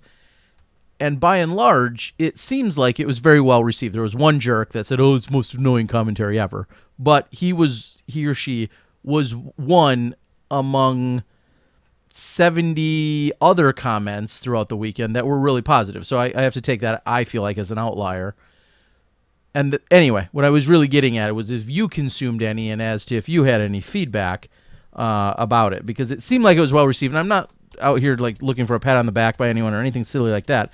I guess I just want to know if somebody has feedback, because I asked for constructive feedback, and I know someone like yourself would certainly give that and provide that.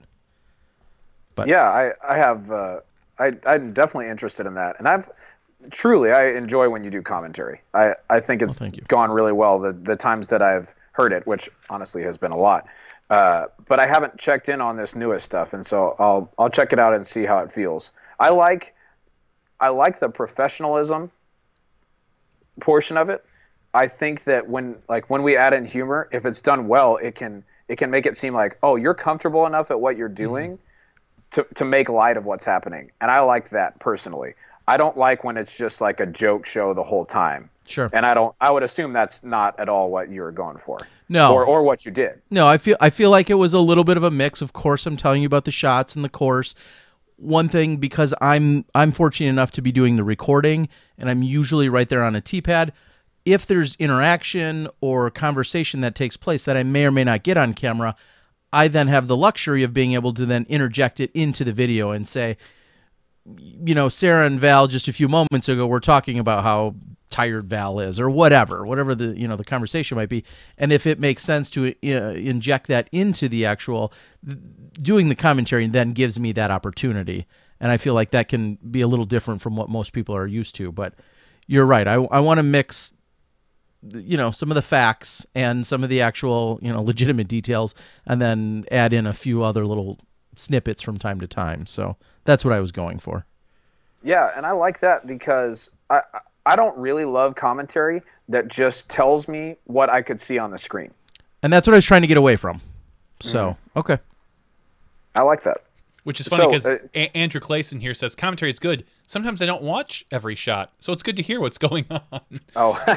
Which is kind of funny because he's right. A lot of times I'll open it up in YouTube and then it's something else will go over it, or it'll be on a different tab, and I'll just be listening for maybe key things like, wow, look at that shot, and I'll go back and be like, oh, that was cool. But for the most part, then I'll get some of the conversation or the play-by-play or this and that. And I don't consume enough to really feel that my opinion matters that much on this. I know a lot of people that consume way more than I do.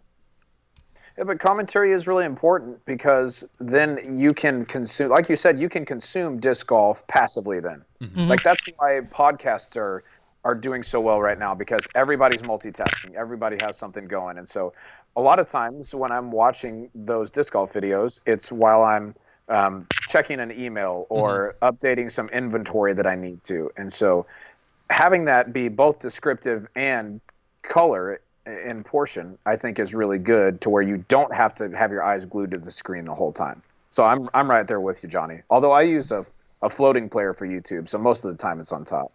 But I can't do that because my job doesn't entail that. So watching disc golf videos at work isn't always the best look. So usually it's just in the background on a tab on a second screen that doesn't face the hallway so people can see, and I just consume it that way, which is fine, and nobody really truly cares as long as I get my job done. That's a good call. I like that. Well, you guys got anything else? Any other pressing questions there, Terror Bear? I've always got pressing questions. No, you press yourself up on people. That's way different. Very, very kind of sort of different. Hey, Ryan's right. He says, irregardless, Johnny V, your opinion matters. You shut your mouth, Ryan. No, we'll let you go. We do appreciate it. I know this was obviously quite a impromptu after show, as they all are, but it was great to have you with some actual pointed, direct conversation, rather than us just going on and on and on. Which is funny because we had discussed having in the off season bringing on team managers to talk about teams and what they're looking for, and this is kind of maybe a good beta of that. You're our prototype. They broke the mold with you, man, and your hair and stuff. Cool, all right, now we'll let you go, Robert. We appreciate it. We appreciate your time, and I mean, it's obvious we need to check in with you versus Bobby when we want the goods. Is that what you would say? That's definitely what I would say. He's, he knows how to make things happen, but I just know things about things. Yeah. Okay, so Yeah, you but definitely yeah, do. I mean, anytime y'all want to check in, I love getting to chat with you guys. You know, I get to hear Terry right next to me, but love hearing old Johnny V's voice in the ears. It's so smooth and comforting. Oh, don't. Please stop. Please stop. Except when things are going wrong and I'm screaming and yelling, and Yeah. Terry was not a big fan of that. Yeah. All right. Well, have a good night, buddy. We'll be in touch, and hopefully one way or another I'll run into you soon. Appreciate you guys. We'll see you. All right. Take Bye. care. And, of course, our DD team manager, unless he fires himself, You is think he has to ever have a McCall. conversation with himself? Like, Robert, that really wasn't appropriate to put on Facebook. Robert, did you see the hair day that you had yesterday? We're going to have to talk it was about spectacular. Let's be real. that. Do you think he has a running tally? So he walks into his office, and then every day he turns off the light. But right before he turns off the light in his office, it's the running. You know how they have like the running tally of days, like 348 days without an injury, and his just says blank amount of days with perfect hair, and then he just tallies it up and shuts off the light. That, Bobby, I just wrote your next commercial. I mean, seriously, that's what Robert should be doing every night. Could happen. He tallies it, shuts off the light, and then walks out the door. Perfect hair for Robert McCall. I don't know. Jeff Hawkins, I appreciate it, but I think you're wrong. What does He Jeff says say? I have the best hair of all three of you. You can think that, but you don't have a show, so nobody sees it, pal. So too bad. I just got a haircut. You might, I but just got a haircut. it doesn't matter. Anyway, see, they like my idea. That's good. Cool One says, Terry, compliment. I disliked the U.S. women's coverage without your superb commentary. I'm assuming that I'll have to look at the Prodigy. I'm guessing that their U.S. coverage maybe did not have commentary. That would be my guess, and I know they were trying to. So here's one thing that they did, where I just had a slightly different approach. I don't know though, because I'm confused. Because I haven't watched. So I talked to the Bass Singers guy, and they originally, I thought there was a confusion about who was covering second round and where they were at. So here's how it went down. I covered a card. I picked a card on Friday. Everybody just kind of picked a card to cover on Friday because there was no leaders at that point. The agreement, understandably, with Prodigy was that there could be other film crews there. However, Prodigy had first rights to the FPO lead card. Understandable. They're the presenting sponsor of the event. Makes perfect sense. Second round was at Harmon Hills, and as Paige talked about, Harmon Hills is an incredibly long and challenging course, very demanding, and the fact that anyone played 2 rounds there in a day is in itself a very tall task, a very tiring one, per Sarah Holcomb and myself, and everyone else agrees. Very tiring one. Great course, just a long day. So I saw Marty on the lead card. He was there with Brad Beck, who was doing the catch cam. I saw them on the lead card in the morning round, and in the afternoon round, I expected to see them again, but instead it was the gentleman from Bass Singers, and they said we're grabbing the footage, but Marty is gonna edit it, and I think it was gonna be a Prodigy thing. So lead card was still covered, made perfect sense. And then the next morning when I saw those guys, they didn't have any cameras on Sunday, and they said, "Oh, we're just standing down. We're not recording anything. We're taking it easy," which was a long weekend already for them, so I understand that. But I'm guessing, what I'm really getting at here is whatever Prodigy released, maybe there wasn't any commentary on it, which is what some people are saying. Maybe I didn't know what the workflow was. I assume they got everything out really quickly. I know I was working on my timeline; they were working on theirs. So I'd be curious to know any feedback. And Jeff asked, does Prodigy ever have commentary? And they have. They've had, I believe, Chris Dickerson do some stuff, and Jennifer McGibbon, who was at the event. They had Ragna. Oh, they've had Ragna as well? Okay. They had Ragna for, was it Worlds? That sounds about right. Now that you say that, I think I forget, but they did have Ragna. Okay, so they've had a few people in there. I'll admit, Friday night, I was texting a handful of different women. I'm like, Friday night, want to come to my hotel room and do commentary? But I found, Paige Pierce was 45 minutes away. Sarah Holcomb was camping somewhere quite a distance. I forget who else I reached out to. They literally had no signal until the next morning. They said, I would have loved to do it, but I had no phone to even get the message. And it's really tough for our timelines because, as I said, I got done editing the first day. it was 2 or 3 a.m. I'm clearly, and they have to play at 9 a.m. So I'm clearly not expecting, but I want to get the video out. So it was Ledgestone that she commentated for. That's okay. Ledgestone, not Worlds. Ledgestone. So every event's a little different, and then you have to be somewhat near the people because you don't want to make it a major inconvenience. Of course. For anyone to come show up and do commentary with you, and there's a lot more to it. And I'll be the first to admit I absolutely would love more people to either do it entirely, them on their own, just 2 people or 3 or whatever, or me with someone else. I don't want to be doing it solo. I really don't enjoy it nearly as much. But a weekend like this, that was the nature of the beast. That was the only way it was getting done in a timely fashion, is if I did the commentary and then released it right away. So that's how it has to happen. Yeah, just letting everybody know. Some of you guys may or may not care about the down and dirty details, but that's kind of how things unfolded, at least this weekend. But I will say this. I am committed that in situations where I'm doing more post-production or continue to do post-production when we're not live, I would like to get commentary on darn near every single video moving forward. I've regained, as much as I don't want to do it alone, I have regained this excitement about doing it at least. Good. So it may add an extra hour or so to the overall process, but I think you're good at it. 4 a.m. versus 5 a.m. What's the difference at that point? At that point, really. So. Right, Dion says, if he ever makes it to another tourney, yeah, Dion, this isn't 2001, so yeah, we'd love to see you at another tourney. They give you a hard time. Cool One says, Terry, when a tourney hires you for a basic single cam coverage, is your personal commentary always part of the package? So no. Short answer would be no. It hasn't been.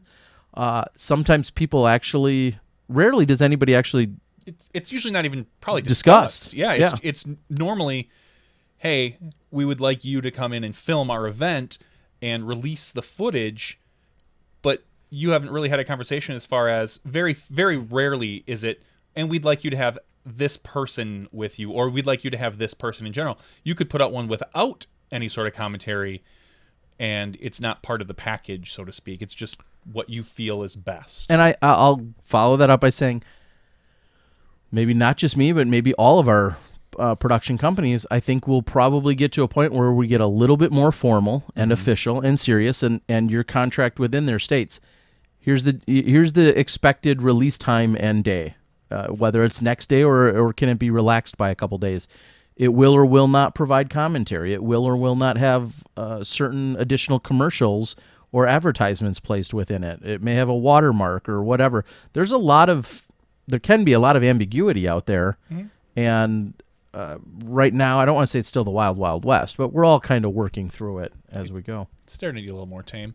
All right, couple things. Let's start to wrap this up. It is 12:07 our time right now.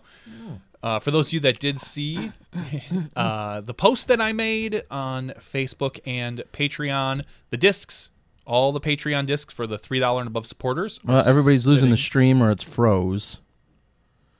Well, a handful of people have said that now. Just me. Stream down. Is it? Simmer down. Simmer down. Stream simmer down. Are we okay here? Everything looks fine on my side. I don't know why. Frozen? Well. Yeah, there's. Okay. Some are stating the stream is down.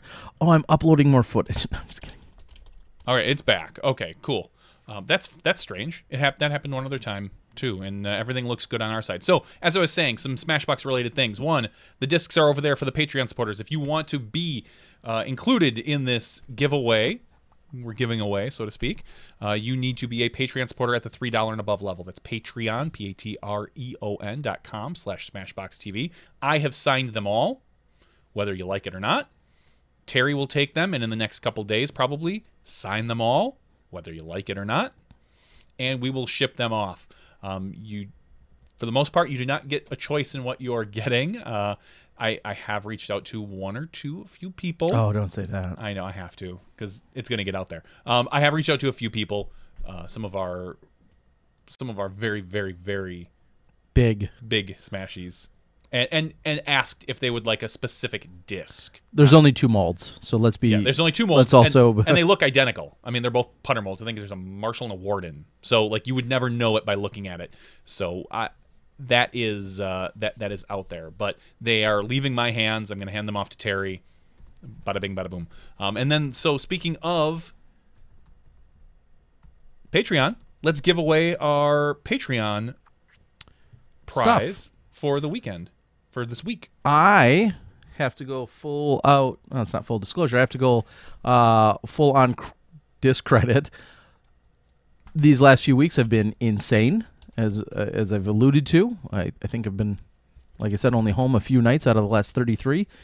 And the Patreon discs, in fact, there was one particular person who won, I think 3 or 4 weeks ago, won in the Patreon, and I knew that's right when we were ordering them, and then, you know, we've had the disc for a week or so, and I was going to mail out the prize along with the Patreon disc, which only made sense, but that was a good 3 or 4 weeks ago. So there are a number of people that need to be caught up. Somebody even emailed me this week, rightfully so, and said, hey, I think I won something. I haven't seen it.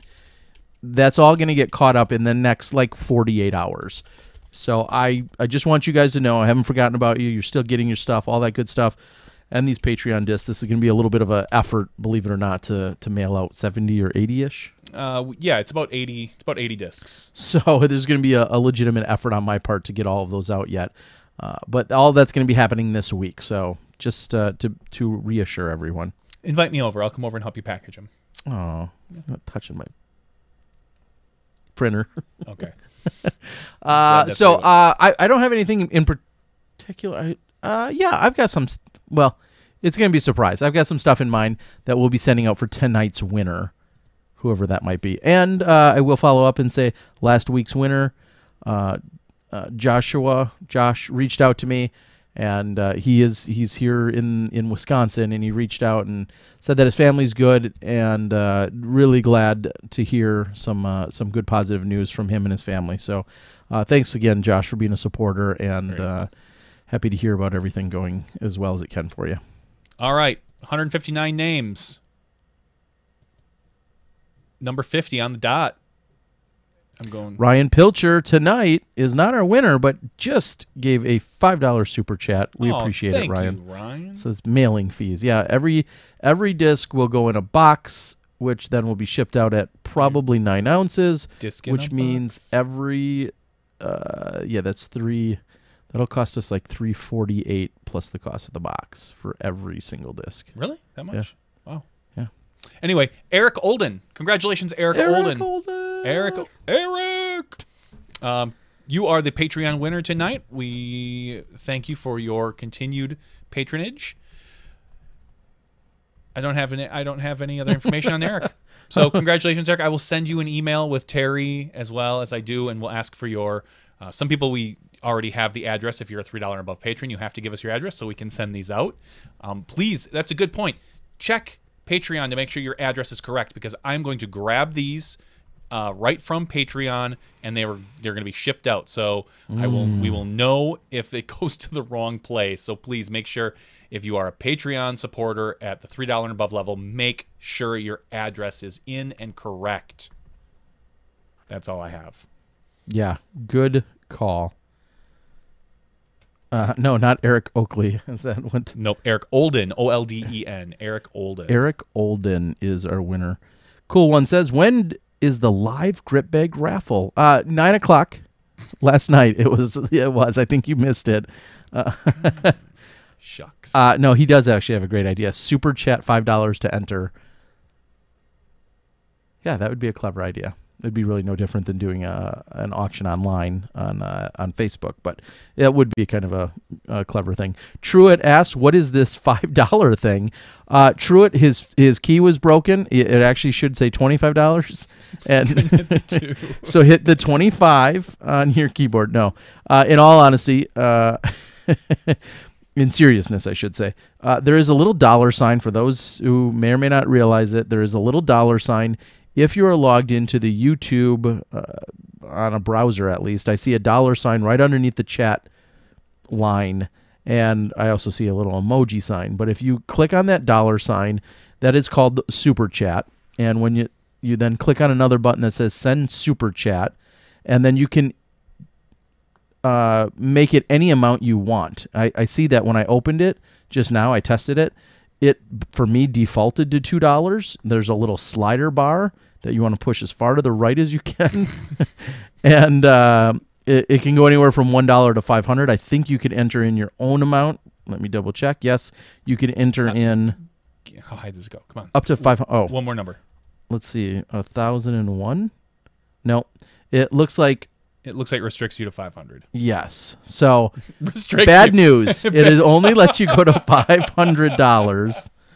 Yeah, only. But anyway, so that's what the super chat feature is, and we've kind of obviously we don't push it too hard, but we jokingly, we do seriously say if you contribute and you put in a super chat at any amount, we then will recognize you audibly, and if maybe you have a question that you want brought to our attention, whatever the case might be, if you do it at the $500 level, we stop everything we're saying immediately, and we instantly address you, and then. And you're a best friend then. And I send you a disc or something. All right. It might not be on some of the mobile apps, the iPad, the iPhone, fun stuff like that. So that's what that is, just so everyone knows. Every super chat saves a puppy's life. That is correct. Probably true. Yeah, and if you don't see it on an app, as you just said, that might not be a thing. Yep. Irregardless of the amount. Exactly. That's fine. I'm glad that word is not in my vocabulary whatsoever. That was an interesting chime. Oh, that's... What just happened? Oh, Creative Cloud. Very interesting chime that we both heard here. Yep. We heard it through here. I don't think they heard it, so... Either way. All right, guys. I don't know. Do we have anything else that I don't believe we do. I thought there was... We could get into the national anthem debate. I don't know if we need to. No, we don't. I was pretty much kidding. That is not worth one getting into. Here's a stop that, computer. Here's a simple thing. Everybody has personal freedoms. Everybody can do what they want, and they can deal with the repercussions. Pretty simple. That's one way to look at it. Let's not. Yes, correct. We won't really get into it. I was kind of just kidding around. No, we don't need to. There's a great new podcast, actually. I just listened to it. They did a beta episode today. It used to be called Hotline Monday. They used to talk about all sorts of geeky things, and they're now changing their format. And they're gonna call it's called Unfriend Me, and they're going to be talking about.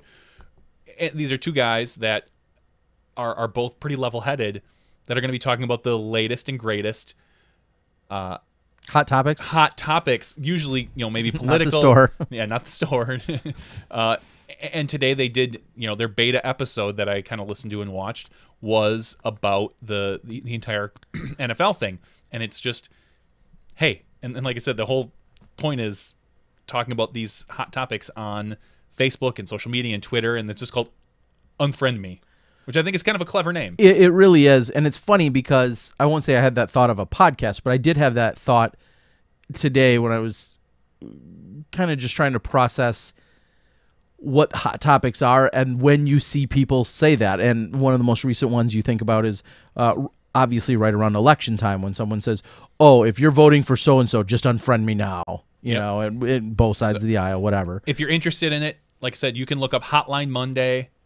You can find it on, they broadcast on Twitch. It should be on YouTube, I'm guessing. It's part of the Frog Pants Network. And you can find it on most audio things. I'm assuming they're going to get their own feed, their own Unfriend Me feed. So feel free to take a listen to that. I thought it was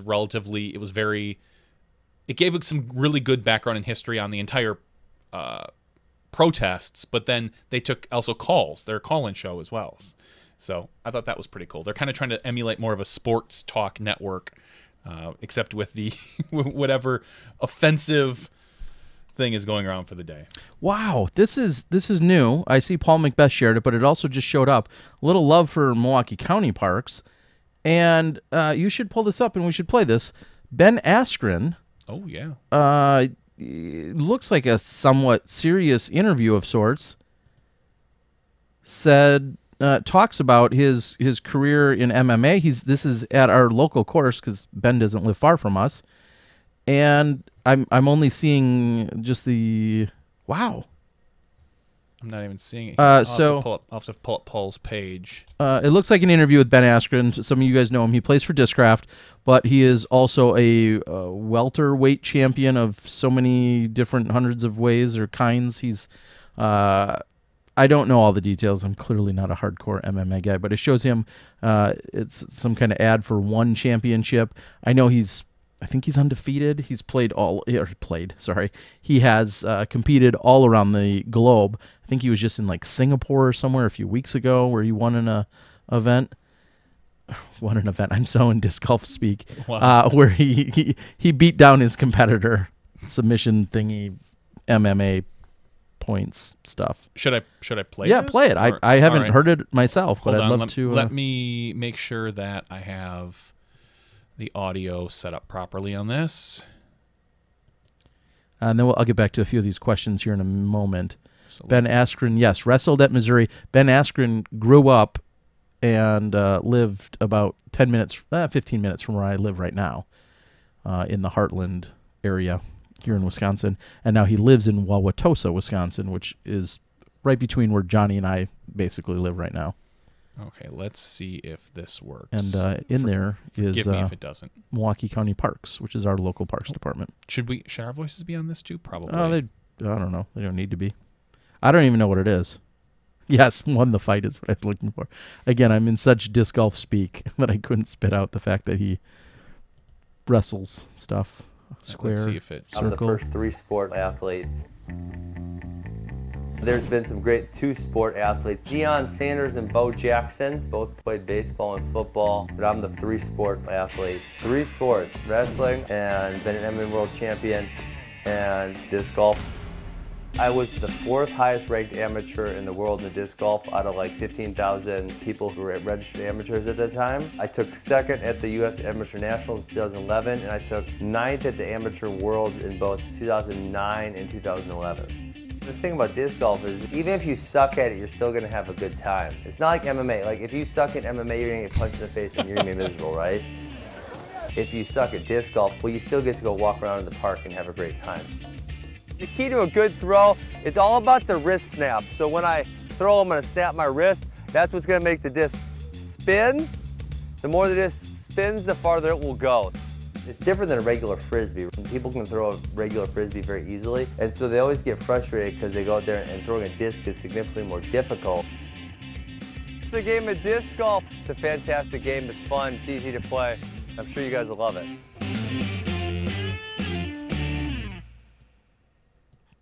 So, for whatever it's worth, I'll take the promotion. It looks like it's a plug for one championship, which I'm assuming it says MMA.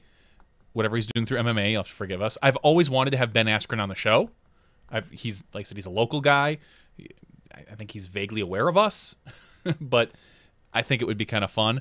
And I mean, it's a disc golf thing, so good for it. Paul, if you want to find that, you can find that on Paul Macbeth. Shared that, or you can look up One Championship on Facebook. I believe it's out there. Paul made a funny joke saying, I mean, it's okay for a Discraft sponsored player.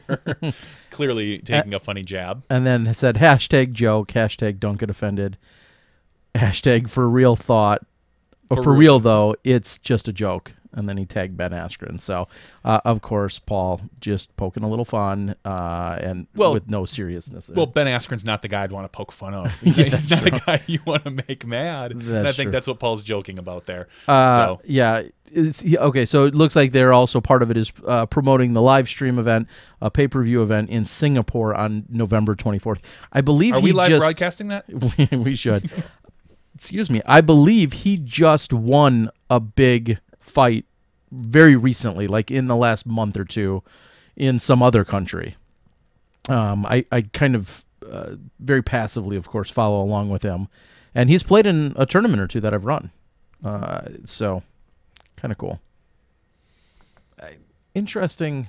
I guess I don't know enough, so maybe I shouldn't even open this can of worms. But interesting, he classified and said wrestling, MMA, and disc golf. Wrestling, and I mean, his wrestling clearly led him. He is an Olympic wrestler, medalist. Words are getting tough today. They are different, Terry. Of course, I understand that they are, but when you... Yeah, I won't even bother going into it because I don't want everybody to get all worked up at me. But when I think of him, I wouldn't be like, oh yeah, he's a wrestler and he's MMA. Like, I think of the two very similar in a very similar sense because clearly his wrestling led him into the success he's had in MMA. And I think there's always been a big argument or debate about how he hasn't been in the UFC, and I think Dana White called him boring or something like that many years ago, and all sorts of other stuff. So if you're into that kind of thing, you can do your own research, because I clearly don't know what I'm talking about. We're going to call it. Dan, I got your private message, I think, and we'll try and take care of you here, buddy. Thanks for being such a big supporter. Deanne Arlen says wrestling and MMA would be like disc golf and ball golf. Fair enough. I would go disc golf and ultimate. Sure, that might be that might be a better analogy as well. So, but it's okay, Deanne. We'll take yours too. Sure. Say you want to do commentary, not with crap like that, Deanne. Just kidding. When am I going to ever see you, Deanne? That's the real question. And has anyone, and you can, I think, enlighten me on this, is it Central Coast that will do some commentary via like a Skype or some other kind of recording? Is that what they do? Yeah, I believe they have the other person on that side record the Skype call, and as well as the person on this side, and then they somehow mix it together. Clearly, while they're simultaneously watching a video that's... Yeah, he's pushing the video so they can see it. Oh, through Skype specifically? Yeah, and then just recording the audio and laying it over. Interesting. So, I think if that technology can get that much better, I don't know what their sound quality is like on that. I can assume with the challenges we've had with Skype. Well, if you think about it, if they're recording on their side as well, just as a backup, then they're getting a very raw feed, not the Skype feed, and then you just send the audio file over the internets, Terry. Internets? Yep. The thing that Al Gore made. Yep. Some brilliant people. Deanne says, I'll be out there playing this weekend. Maybe CCDG. Maybe they will. Wow. So you're just whoring yourself around instantly. I guess. You can't get a commitment from me, so you're all about it. What's going on this week? Where are we? What's even going on this weekend? Must be, no, not Coyote Classic. I don't know. Something's going on out there on the West Coast, I'm guessing.